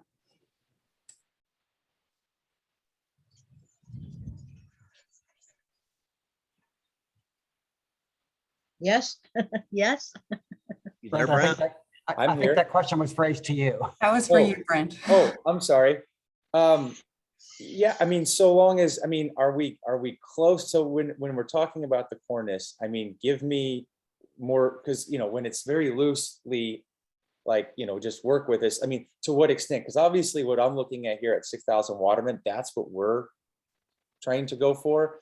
And if you feel pretty strongly that that's not going to be acceptable, very humbly, I am requesting the preservation board to consider what we are looking for. That's going to be similar to this style.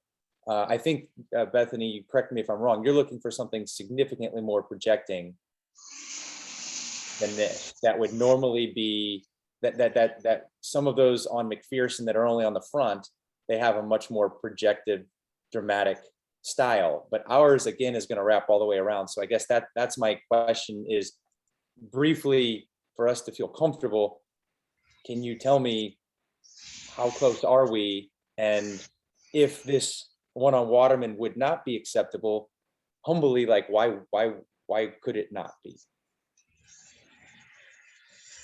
I know that you have sent revised designs for the cornice detail today that I have not been able to speak to Jan about. Jan, did you Sure. have a comment on this building so far? Yeah, I wondered if we could go back to the elevations. I mean, maybe you Brent, can. are those the elevations you sent today? This is not, but I could, so this actually does have the double soldier stack, but this does not show the one with the spacing in between. The one with the spacing in between the stack, where it's kind of more of a, I don't know, like it's somewhat sandwiched, where you've got a soldier course and then you've got some, you know, like a standard brick or two in between, and then you go back to another soldier course. That would be my preference. I think that looks nice. I think it's well fitting. It doesn't, you know, it's not dramatic, but I feel like it fits in similar to the one on Waterman. And because it does have to wrap all the way around, it's also much more feasible. Where if we're doing something very dramatic and projecting, if it's only in the front, that's one thing, but we would prefer to just, since we've got so much brick going on here, we would very much like to, you know, have it similar to this, but with a little space in between the two stack soldier course. Brent, could you replicate the cornice on Waterman? Because that's not what you're showing in your elevations here. Correct. And I knew that. Replicate it and you drop it down sufficiently so that it's the same as it is in Waterman, then we can probably support that. Okay. I mean, I would have to talk, I would have to get a hold of the architect. He may be on here and then we can kind of. Oh, see. I'm on here, Brent. Okay, because it also comes down to Guys, I'm on here. I'm listening. Okay, and then the other thing was, and I fully respect, you know, we want to be compatible, but compatibility is different than conformity. And our project, I mean, it should definitely be discernible that it is a new building and not something that's old, who maybe had an acid washed brick that looks new. I mean, we're not necessarily trying to, you know, show and, you know, duplicate precisely, but at the same time, we're not trying to stand out and look, you know, ridiculous in the neighborhood. We definitely want to fit in elegantly. But I don't know, Rob, what do you have thoughts?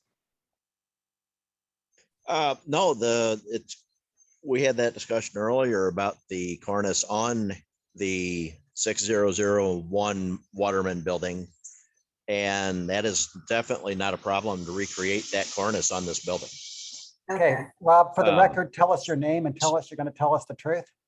Oh, I'm sorry. Yeah, Robert Rue. Robert Rue, I'm the designer on the building, and I promise to tell the truth.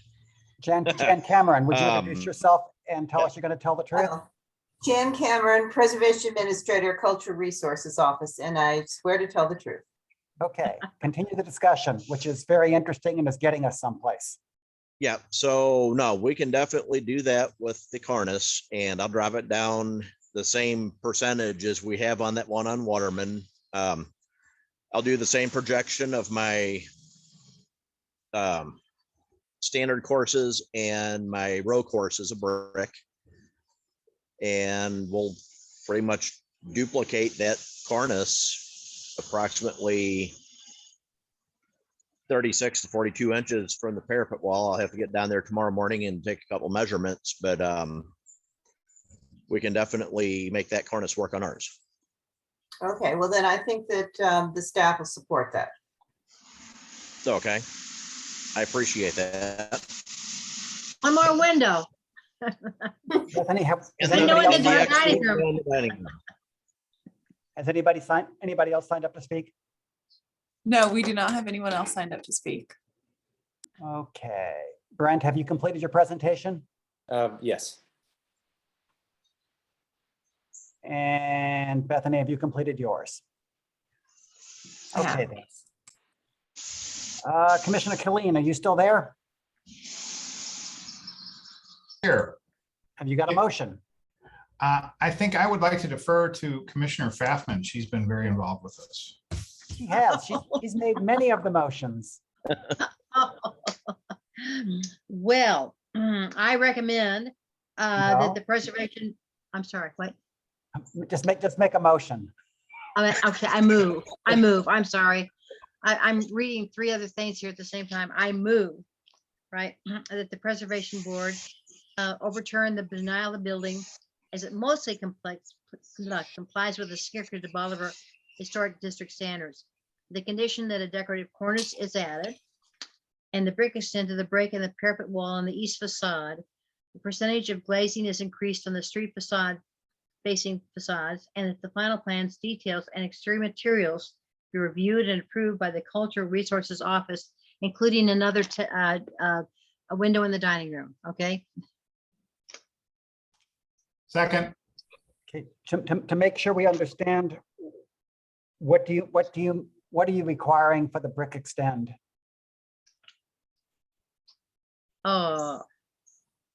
Yep. Well, I guess that the Cultural Resources Office would decide that, wouldn't they?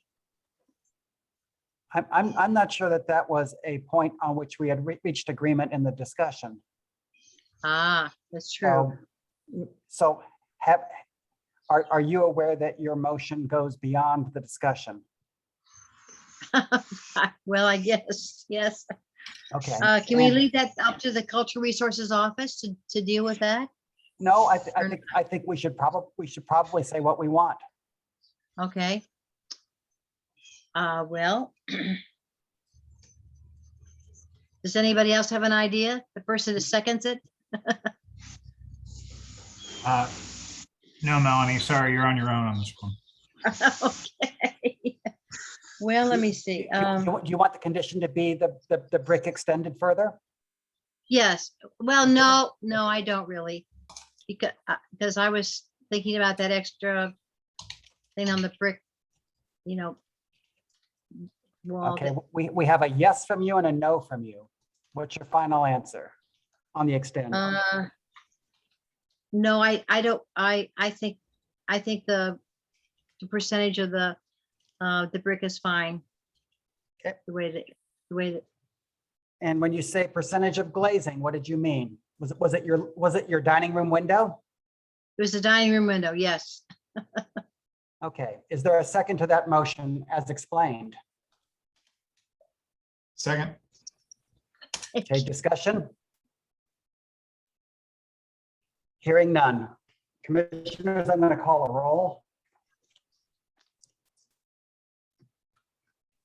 Commissioner Fathman, do you vote yes or no? Yes. Commissioner Robinson, do you vote yes or no?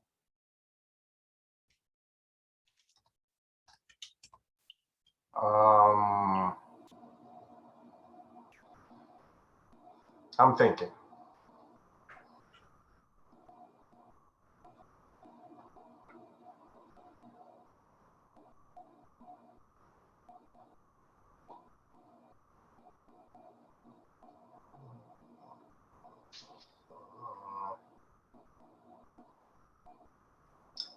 Yes. Commissioner Colleen, do you vote yes or no? Yes. Alderman Coder, do you vote yes or no? Yes. Chair abstains. That's 4 yeses, 1 abstention, and the Preservation Board has overturned the administrative denial with conditions. Thank you, commissioners. Let us move to. Right. Thank you all. Thank you. Thank you very much. Let's move to 2929 Indiana.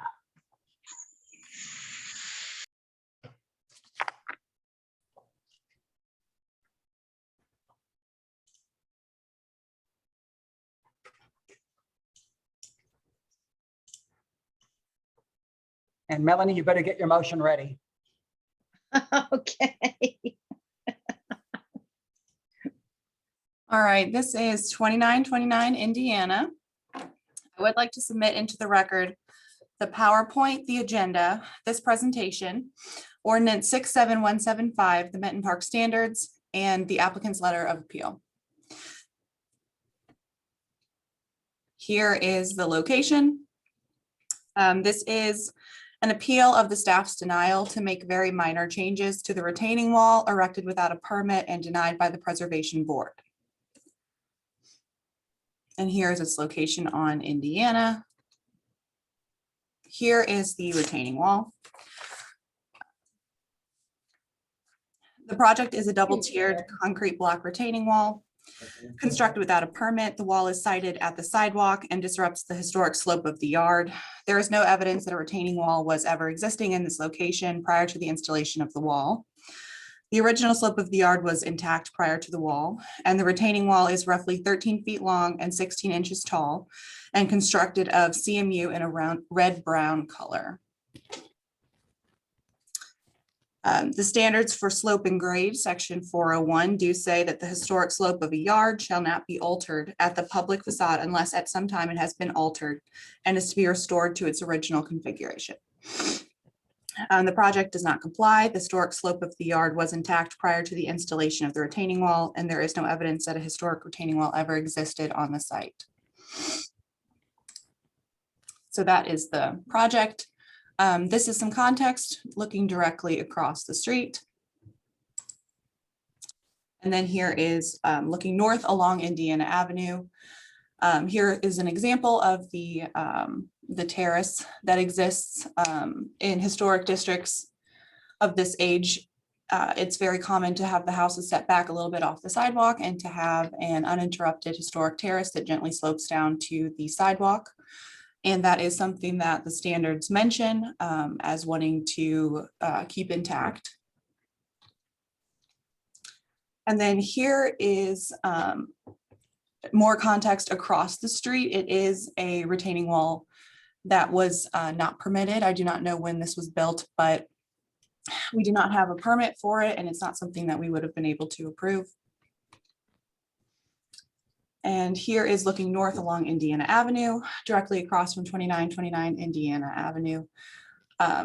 You can see here some examples of some curbing. There are a few examples of some stones that are laid in the yard to kind of keep some of that dirt off of the sidewalk.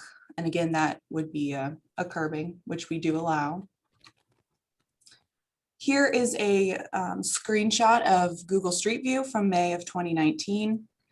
This is the previous, the previous conditions existing before the retaining wall was built. As you can see, the slope is still intact. There is some curbing existent, but it is very short.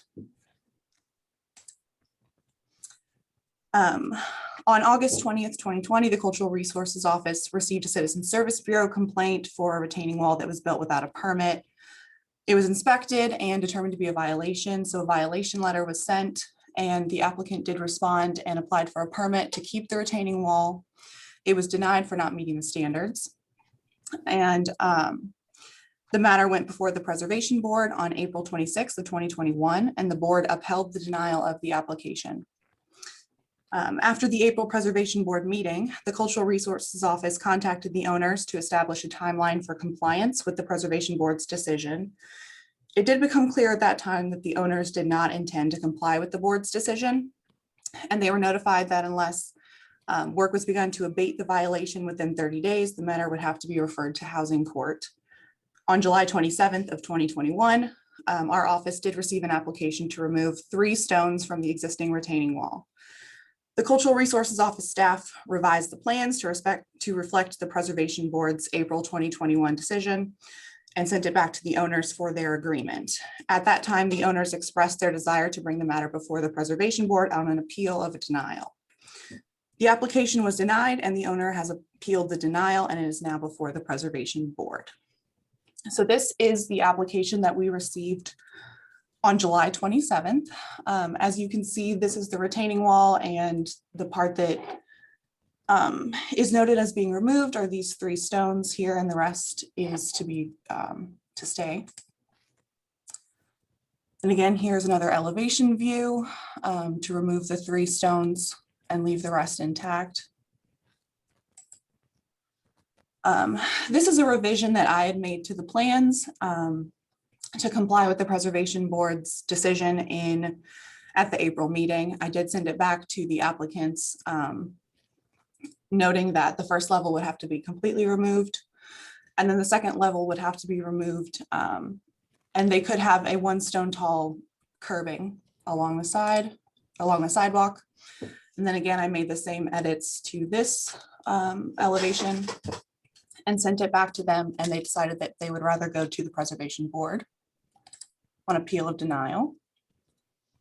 And here is just an example of the previous condition and then the retaining wall that does not meet the standards. And actually, when I was looking at this, I can see that the stairs were also replaced without a permit, so it is kind of hard to see how tall the curbing was compared to the retaining wall because the stairs don't match up anymore. So the Cultural Resources Office consideration of the Benton Park Historic District standards and the criteria for slope grade led to these preliminary findings. The retaining wall was built without an approved permit. There is no evidence to suggest that the historic conditions of the yard at the public facade ever included a historic retaining wall. Without evidence of its prior existence, no retaining wall is allowed at this location, and the removal of only 3 stones would not comply with the Preservation Board's April 2020 decision. The Cultural Resources Office recommends that the Preservation Board uphold the denial of the application to make minor changes to the retaining wall as it does not comply with Section 401 slope grade in the Benton Park Local Historic District standards and the Preservation Board's previous decision from April of 2021. Oh, I do have a letter.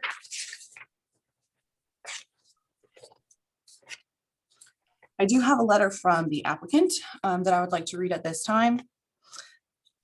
Thanks, Bethany. I'd like to appeal your decision to reject our demo permit to the Preservation Board. The previous railroad ties and corrugated concrete structure sat well in excess of a single stone thickness above the sidewalk, and you described that as a curbing during our initial appeal. It seems to me your definition of curbing is very fluid. I want the Preservation Board's input since the standard is so poorly spelled out.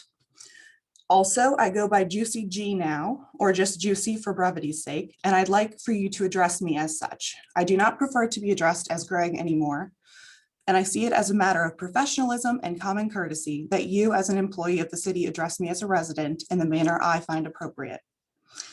In spite of this curbing disagreement, there is no need to be disrespectful. Thank you, and please let me know when I will be presenting my appeal to the board. Best, Juicy G. The board was also sent a longer letter that is also being submitted into the record, but not read into the record. Okay, let me make sure I understand what this appeal is of. This is not an appeal of the April 2020 decision, which would not be before us. This is an appeal of a denial for a permit to remove 3 stones from the existing wall. That is correct. And the reason that was denied is because the appellant had been ordered to remove the existing wall in April 2020 and has instead proposed this. Correct. Is that a fair statement? Yes. Commissioners, does anybody else have questions of Bethany?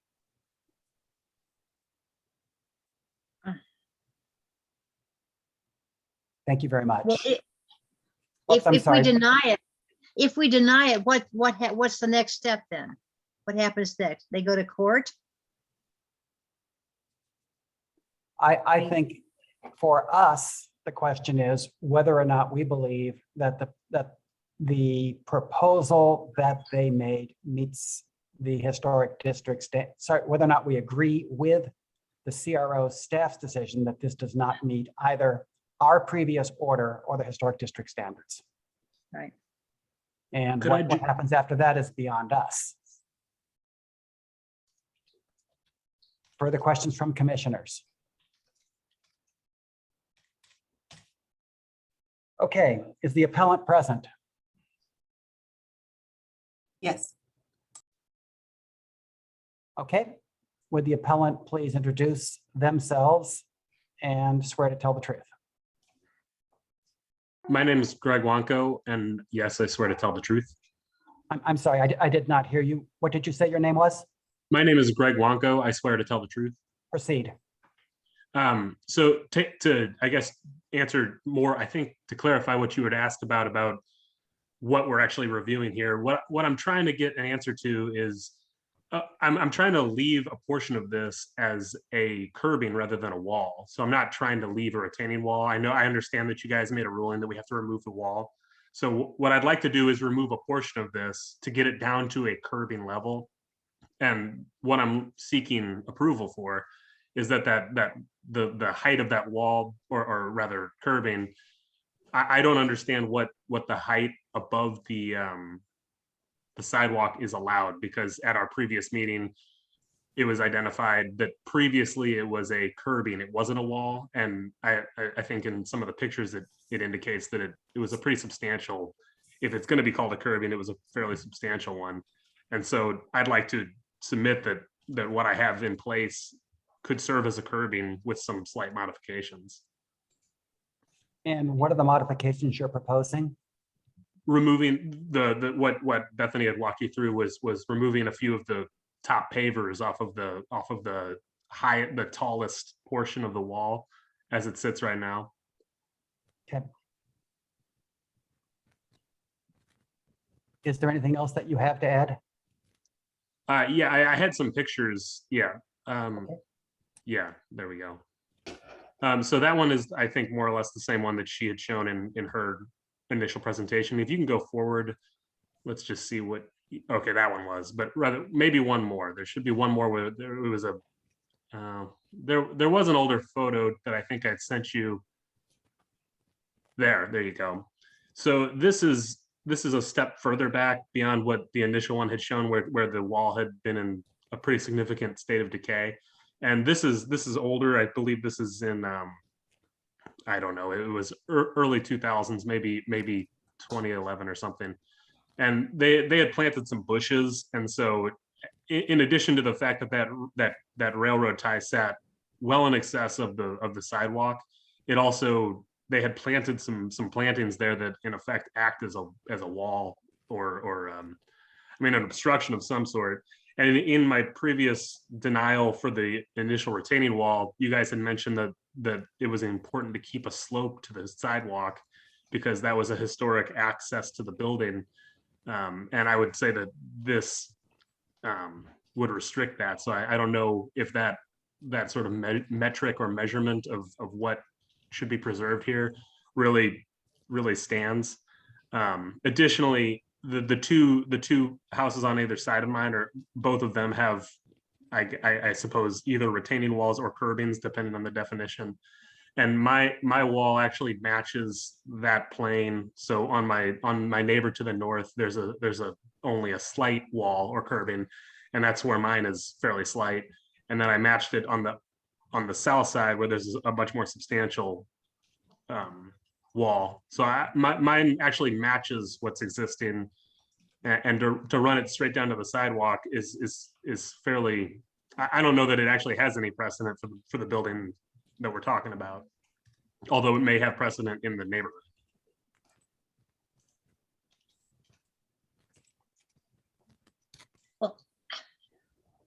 Well, also, Stephanie, isn't the building material part of the problem too? The red? It stone, was isn't at the initial, you guys already ruled on that, but I can add on that I did get a letter of endorsement from both our alderman and from the neighborhood association to retain that wall, even though it was made out of a material that was not allowed, and you guys still denied it. But so there it is somewhat difficult because we're dealing with multiple levels of issues that I'm trying to understand what needs sorted out here.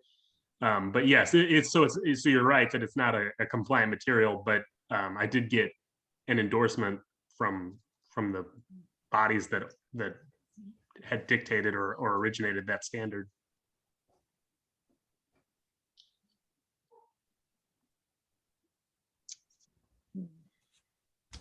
You're muted, Richard.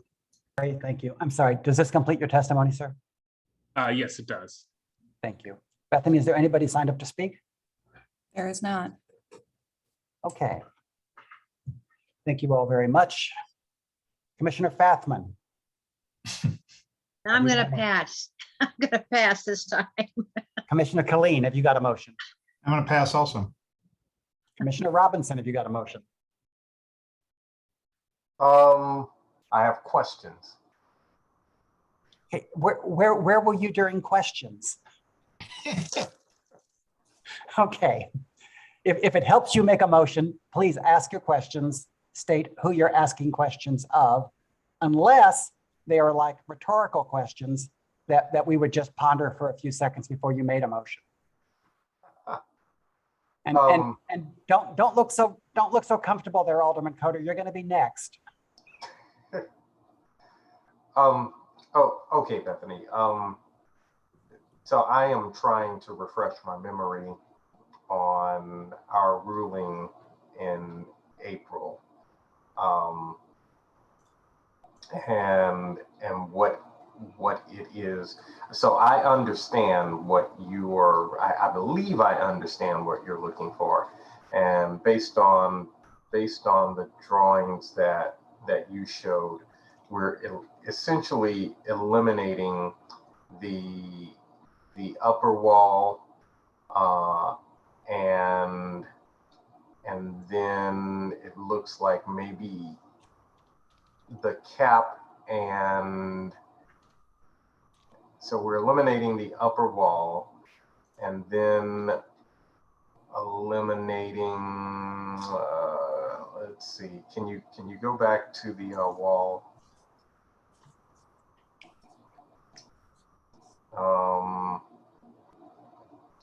Yeah, so removing the second, I got that part, but then can we go back to the lower wall?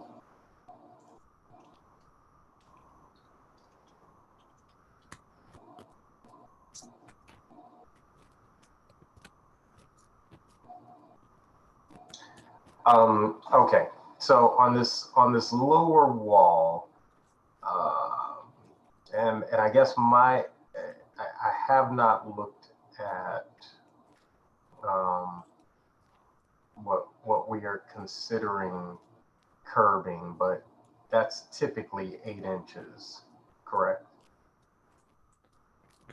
I don't know if we have a measurement for it. Normally what we would consider a curbing would be 1 stone in thickness along the sidewalk to keep some of that dirt back. And that's what I had showed previous in my presentation. Sure. And what I had written on the revised plans that I sent back to them. Right, so one stone, yeah, would not be any more than 8 inches then. So, so based on that, we would effectively be removing, looks like two courses, and then dropping the cap down. So you'd essentially have a partial course and then one full course. Yeah, that looks about right. Okay. Because it is at a slope. So. Yeah, no, I understand that, and so that's what I'm trying to get at, is that we're removing the upper wall, and then on the lower wall, essentially 2 courses, and then the cap would sit there, but 2 courses down. Yes. Yes, that partial course curbing and then that full level, you mean? And the cap would be on top of that? Okay, so let's start at the corner. At the corner, you've got a total of 4 courses and the cap. Yes. All right.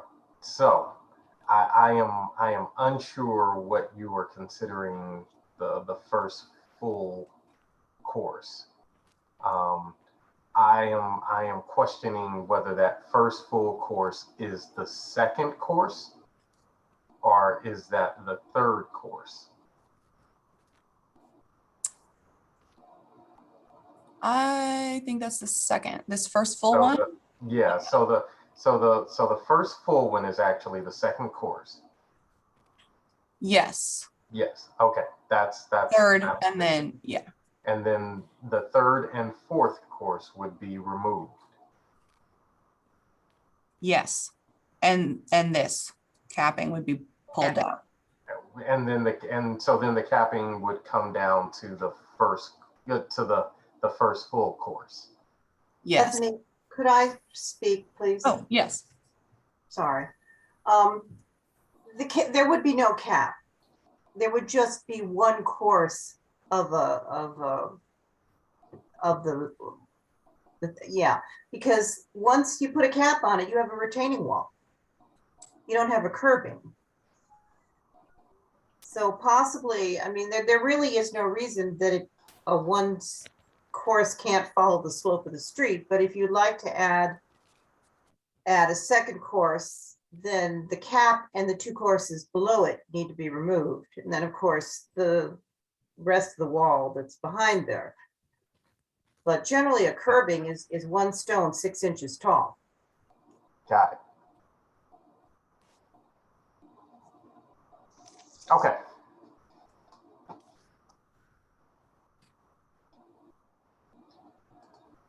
Is that enough information to support a motion? I believe so.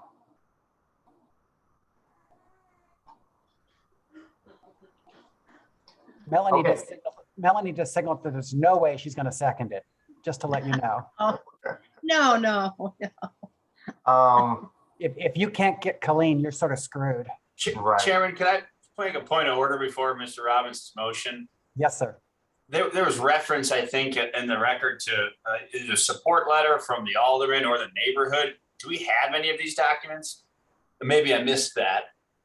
Can I explain that? So the support was Hold for on, the. just 1 second, sir. Okay. Annie? We do not at this meeting because that was for the previous decision, that the previous application from April. So they did not send any letters in support or against this one. Okay, thank you. Commissioner Robinson? Okay. I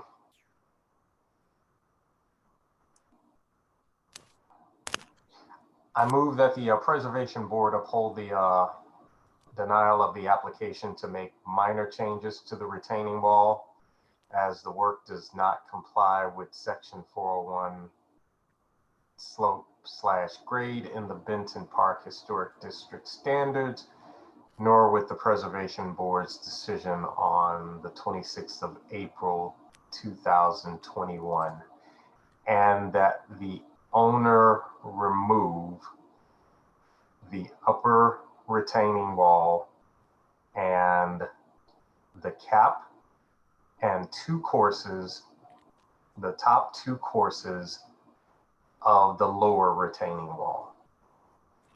I'll second that.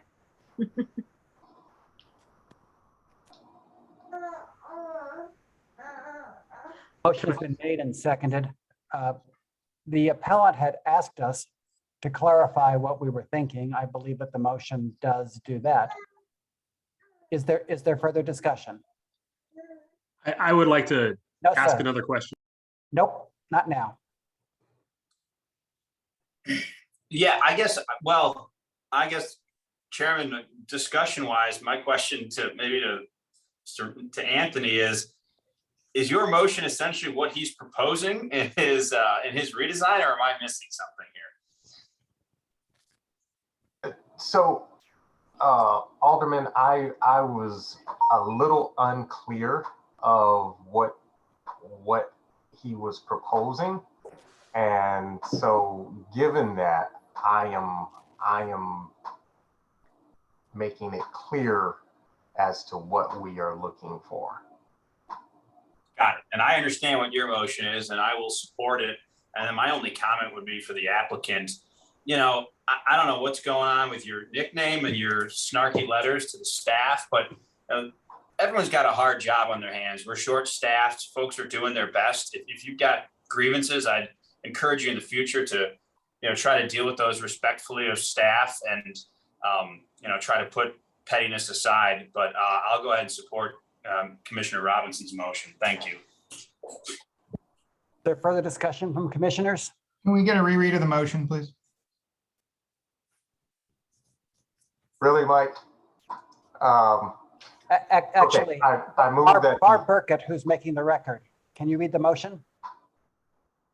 As I understand it, the motion is to uphold the denial and that the owner remove the upper retaining wall cap and lower 2 courses of the lower retaining wall.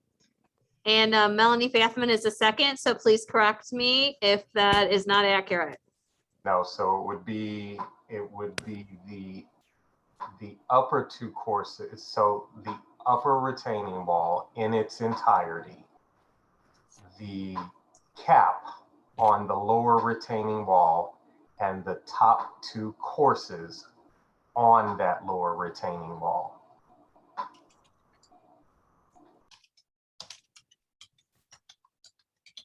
Thank you. We will proceed when Barb reads that back. Okay, I have Anthony Robinson's motion to uphold the denial and that the owner remove the upper retaining wall in its entirety, the cap on the lower retaining wall, and the top 2 courses of the lower retaining wall also would be removed. That is correct. Thank you. Is everyone clear on what the motion is? And who was the second? Melanie Bathman. Great.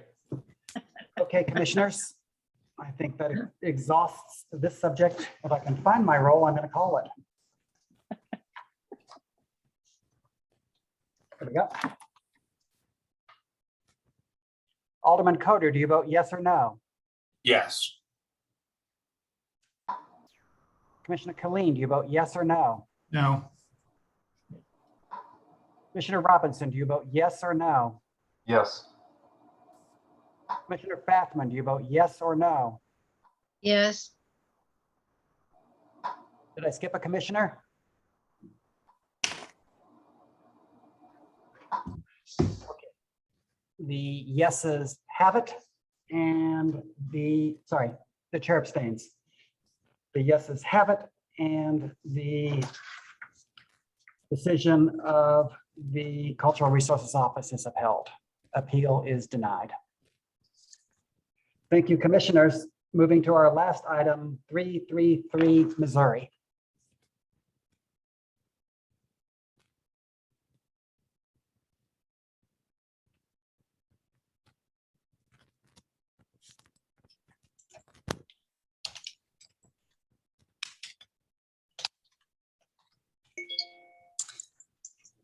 This is 3333 Missouri Avenue.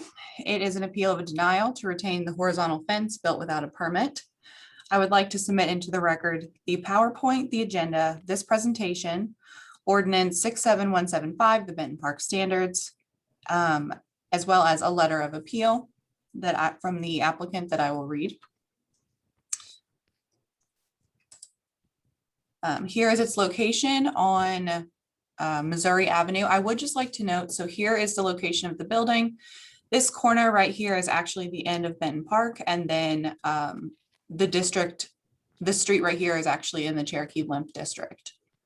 That'll come into play here in a little bit. I'll explain. So this is the fence. It's a horizontal fence. It was put up without a permit, and we did get a Citizen Service Bureau complaint on it. An inspection was done to confirm that the fence was constructed in the front yard. It was constructed of horizontal boards and a decorative contemporary design, and it was 4 feet tall, which is considered a low fence. A violation letter was sent to the owner. The owner then applied for the permit.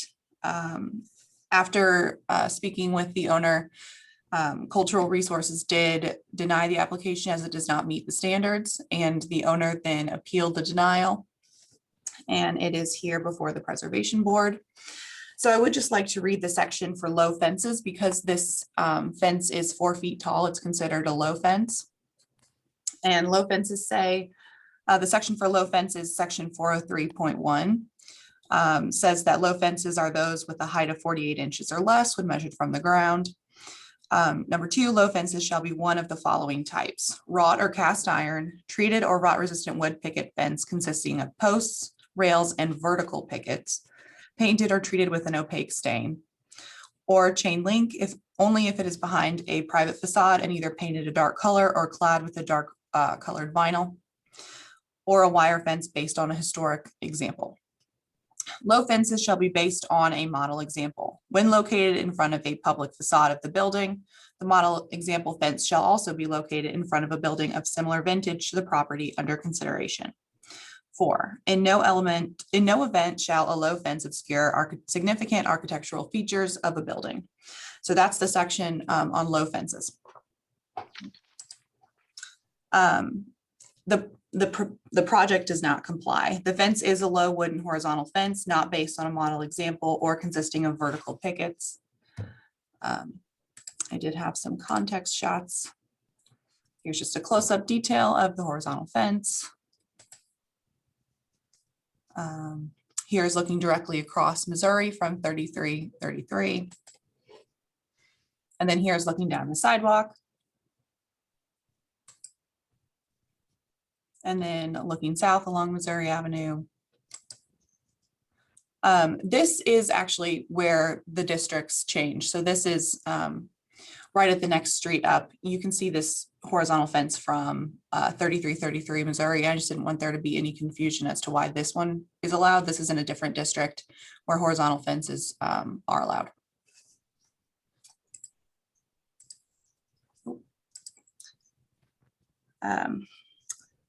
The Cultural Resources Office consideration of the Benton Park Local Historic District standards and criteria for fences led to these preliminary findings. The horizontal fence was built without a permit. The fence is 4 feet tall and qualifies as a low fence under the standards. Low fences require a model example and cannot be made of horizontal boards, and there is no model example for the fence. Based on these preliminary findings, the Cultural Resources Office recommends that the Preservation Board uphold the denial to retain the horizontal fence built without a permit, as it does not meet the Benton Park Local Historic District standards for low fences. And then I wanted to read the letter from the applicant. Dear members of Cultural Resources recently denied a building permit for a 4-foot horizontal wooden fence I installed around a large garden at 3333 Missouri Avenue in the historic Benton Park neighborhood.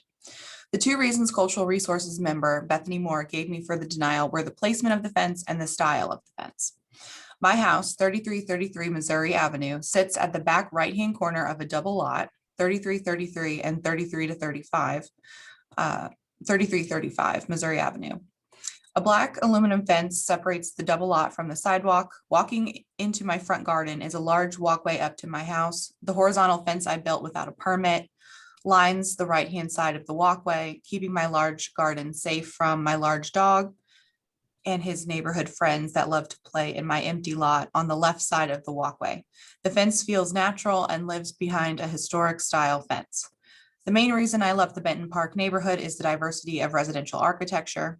Every house is so different from the neighboring houses. I understand the historic district has certain exterior rules to abide by, but I personally find it difficult to understand how an area with such architectural diversity all fit within the same guidelines. Obviously, it would be difficult for a house with a front door right on the sidewalk to have a fence perpendicular to the front of the house. But my house, on the other hand, with such a large outdoor space in front of the house, it makes perfect sense and looks as it belongs. As well as the placement being of concern to cultural resources, the style is another point of concern. To my understanding, the fence permit would have been approved if the pickets on the fence were vertical rather than horizontal. I have seen plenty of horizontal fences in the Benton Park neighborhood, just a few steps away from my front door. Most of the time, the horizontal fences are behind the house. But near the corner of Crittenden Street and Wisconsin Avenue, there lies a small horizontal fence in front of the house. I would love to be a part of this style trend that I see all over the neighborhood. I put together a YouTube video for visual examples and a more personal experience from me, my property, my dog, and the neighborhood. I sent a link to the video to Bethany Moore for reference for others it may concern. I appreciate the time, attention, and consideration of my unique situation. I hope that everyone involved can come to a compromise addressing these issues. Thank you. Noah Kenneth Smith, 3333 Missouri Avenue. And he did submit a YouTube video. The applicant is here. I didn't know if you wanted me to play that now or during his time to speak. Since we just read his testimony before he had a chance to give it, why don't we go ahead and play his video before he has a chance to show it? Okay.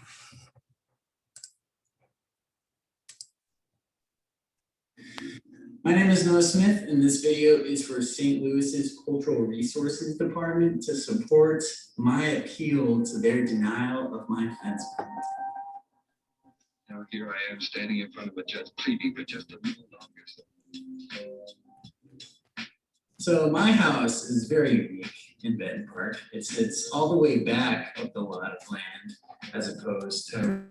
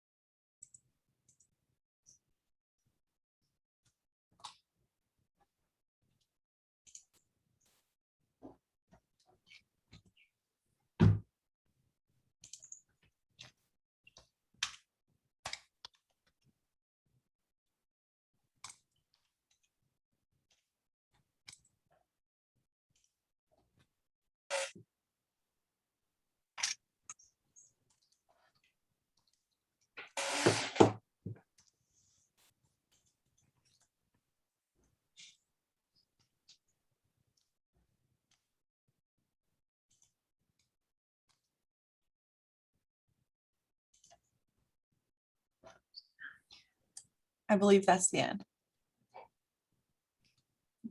Is that the end, Noah? Yeah, didn't we deny this one a few sessions ago? It is not the end there. It shows the specific example of the horizontal at the Crittenden. Yeah, there you go.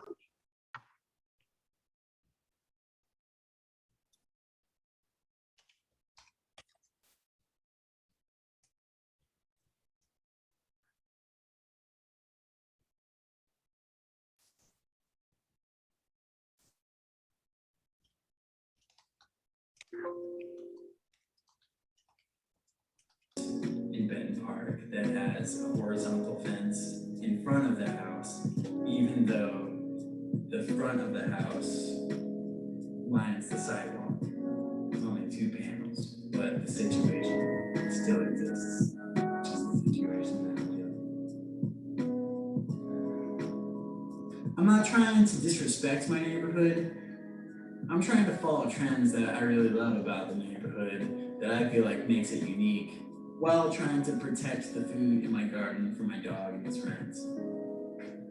Thank you so much for your time and your consideration of my unique situation.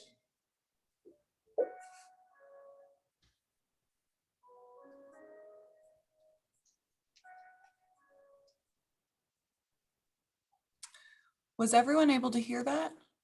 I was able to hear some of it. Okay. I heard the first minute or two. Okay. Do I need to play it again, or Noah, would you like to address the board? We've got Noah here. So Okay. why don't we have him introduce himself and his dog, and one or the other of them should swear to tell the truth. My name is Noah Smith, and I swear to tell the truth. And this is Timber, and I don't think he'll say anything, but he'll tell the truth too. So. So tell us what you want us to do, Noah. I see horizontal fences everywhere in Benton Park in the 9th Ward where I'm at. Most of them are behind the house, but there's one specific one in front of, on the corner of Crittenden and Wisconsin that is horizontal and in front of the house. And it's in the same neighborhood historic district as me.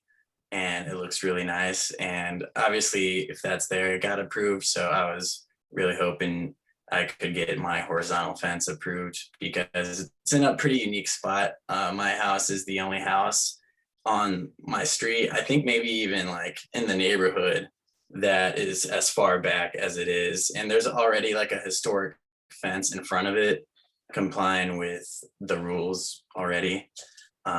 So I was just hoping that I could keep it. I wish it were true to say that if a thing is there, we approved it. I wish it were true to say that if a thing is there, somebody applied for a permit. But it turns out that neither of those things is true. Because we didn't hear the whole YouTube video, can you tell us why you think we should uphold your appeal and what special conditions you think apply to your property that doesn't apply to anybody else's? Just the fact that there are horizontal fences all over Benton Park, and I feel like my house is different because I would have this garden in my backyard, obviously, if I had a backyard, but there is no backyard, and so I had to put everything I do outside has to be in front of the house, unlike pretty much every other house in the neighborhood. So with it being in front of my house, behind a fence that was already approved, that's historic. And I know it's a contemporary style, but my house is a flounder house and looks pretty contemporary too. So I feel like the styles match. Yeah, you can kind of see it from there. I get compliments on it all the time. I've had people straight up knock on my door and ask who built it and how they can get it and everything. So that's my unique situation. I feel like the placement of the house and just the fact that the same style exists all over the neighborhood as well. Generally, they're behind the house, obviously, but. Bethany, is there any chance that Jan could hit me from where she's sitting? No. Okay. Is that a fence that I see there? Or is that some sort of a decorative sculpture trellis? Not you, Noah. Oh, sorry. Bethany? Do you mean the black or the trellis in the back? I mean what has historically, sorry, what has so far tonight been referred to as the horizontal fence. Could that be a sculpture? No. Can Jan hit you from where she's sitting? No. But later on, I can. Okay, commissioners, questions for Mr. Smith? Well, one of those illustrations was the horizontal fence that had black outlines to it. And didn't we disapprove of that a months ago? I mean, and just because they're there doesn't mean that anybody has permission to do them. And they were either grandfathered in before the ordinance was passed, or they didn't get caught, right? Or cited, rather, I'm sorry. Yes, that could be the case. Benton Park is a younger district. So some of them could have been built before the standards. And actually, Andy said that one of the fences that was shown was one that the board did deny. Yeah, I remember it. Yes. Further questions? Karen? Yes. Yeah, Noah, do you have any evidence of support, from the neighborhood, either the Benton Park Neighborhood Association or Alderman Gunther for your appeal?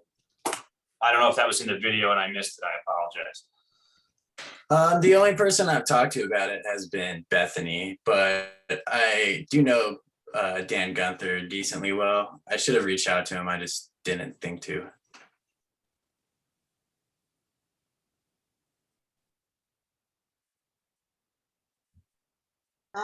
If I could just say, I think perhaps the thing to do at this point is to defer. Since your fence is already up, that's no hardship upon you. But it would allow us to talk to the Benton Park people and see if they are okay with this, and if they aren't, or maybe they would like to consider revising their standards. So moved. Good. I'm sorry. Second. Who attempted to make a motion? Mike Colleen, I said so moved. I move. And I seconded. Yeah. Say a whole sentence so that Barb can write it down. I move that the Preservation Board defer consideration of this matter to a future date to allow staff to have conversations with the Benton Park folks on this matter. Who seconds? And I second. Colleen motion, Fathman second. All those in favor of the motion signify by saying aye. Aye. Aye. Opposed? Abstain? The motion carries. Mr. Smith, unless you say it is a hardship to you, we will take this matter up at a future meeting. Is that okay with you? It is. Do you need anything else from me? Would you like me to reach out to Dan Gunther as well, or do I just wait to hear from you guys? Well, I'm not going to give you a hint, but I'm nodding my head. Yes, it's up and down. Yes, reach out to Dan Gunther, or you guys wait for you guys. Mr. Chairman, this is Don. Yes. Isn't the operative question now is whether Jan is within hitting distance from Bethany? It is. Noah, reach out to whomever you want. Okay. In the meantime, we'll be talking to your neighborhood association. Okay, perfect. And I love your sunflowers. Wow. I'm really impressed with those sunflowers. Thank you. The whole garden is really pretty. That's why, hence the fence, why I didn't want my dog messing with it. And Mr. Chairman, as you know, we have a guest on the Zoom tonight that might merit your introduction, if you don't mind. Actually, I'm afraid of the mayor's office comms staff. So if you'd like to introduce the special guest, you may. I've recently told them that we're going to broaden it tomorrow, but we would potentially release it tonight. And so with us, not yet prepared to be at the job and at our desk until next Monday, but visiting with us and watching the proceedings tonight is Meg Laustow, who will be the new Cultural Resources Director, as I said, beginning next Monday. Oh. Welcome. Meg, With that, you now know that we have Meg, there she is, and she'll be at her desk. And I haven't told her that her start time is 12:01 a.m., but you know, what the heck. Meg, welcome. Have you anything you'd like to say to us before you officially start? I just want to thank everyone involved. This has been an incredible process, and I'm honored to be joining this team and to be working in one of America's great historic cities to protect its cultural resources and built environment. I have a lot to learn. I'm going to be counting on everybody to help me along the way. And I just really can't wait to get started. I wish I could start today, but I've got a few more things to take care of here in Houston. Great. See if you can get the rest of that state vaccinated. Working on it. Okay, commissioners, there's no director's report today because we're between directors, although we can see from where we were to where we're going to be in just a week or two. Do I hear a motion to adjourn? So moved. Second. Without objection, we stand adjourned. Thank you, commissioners. Welcome, Meg. Thank you.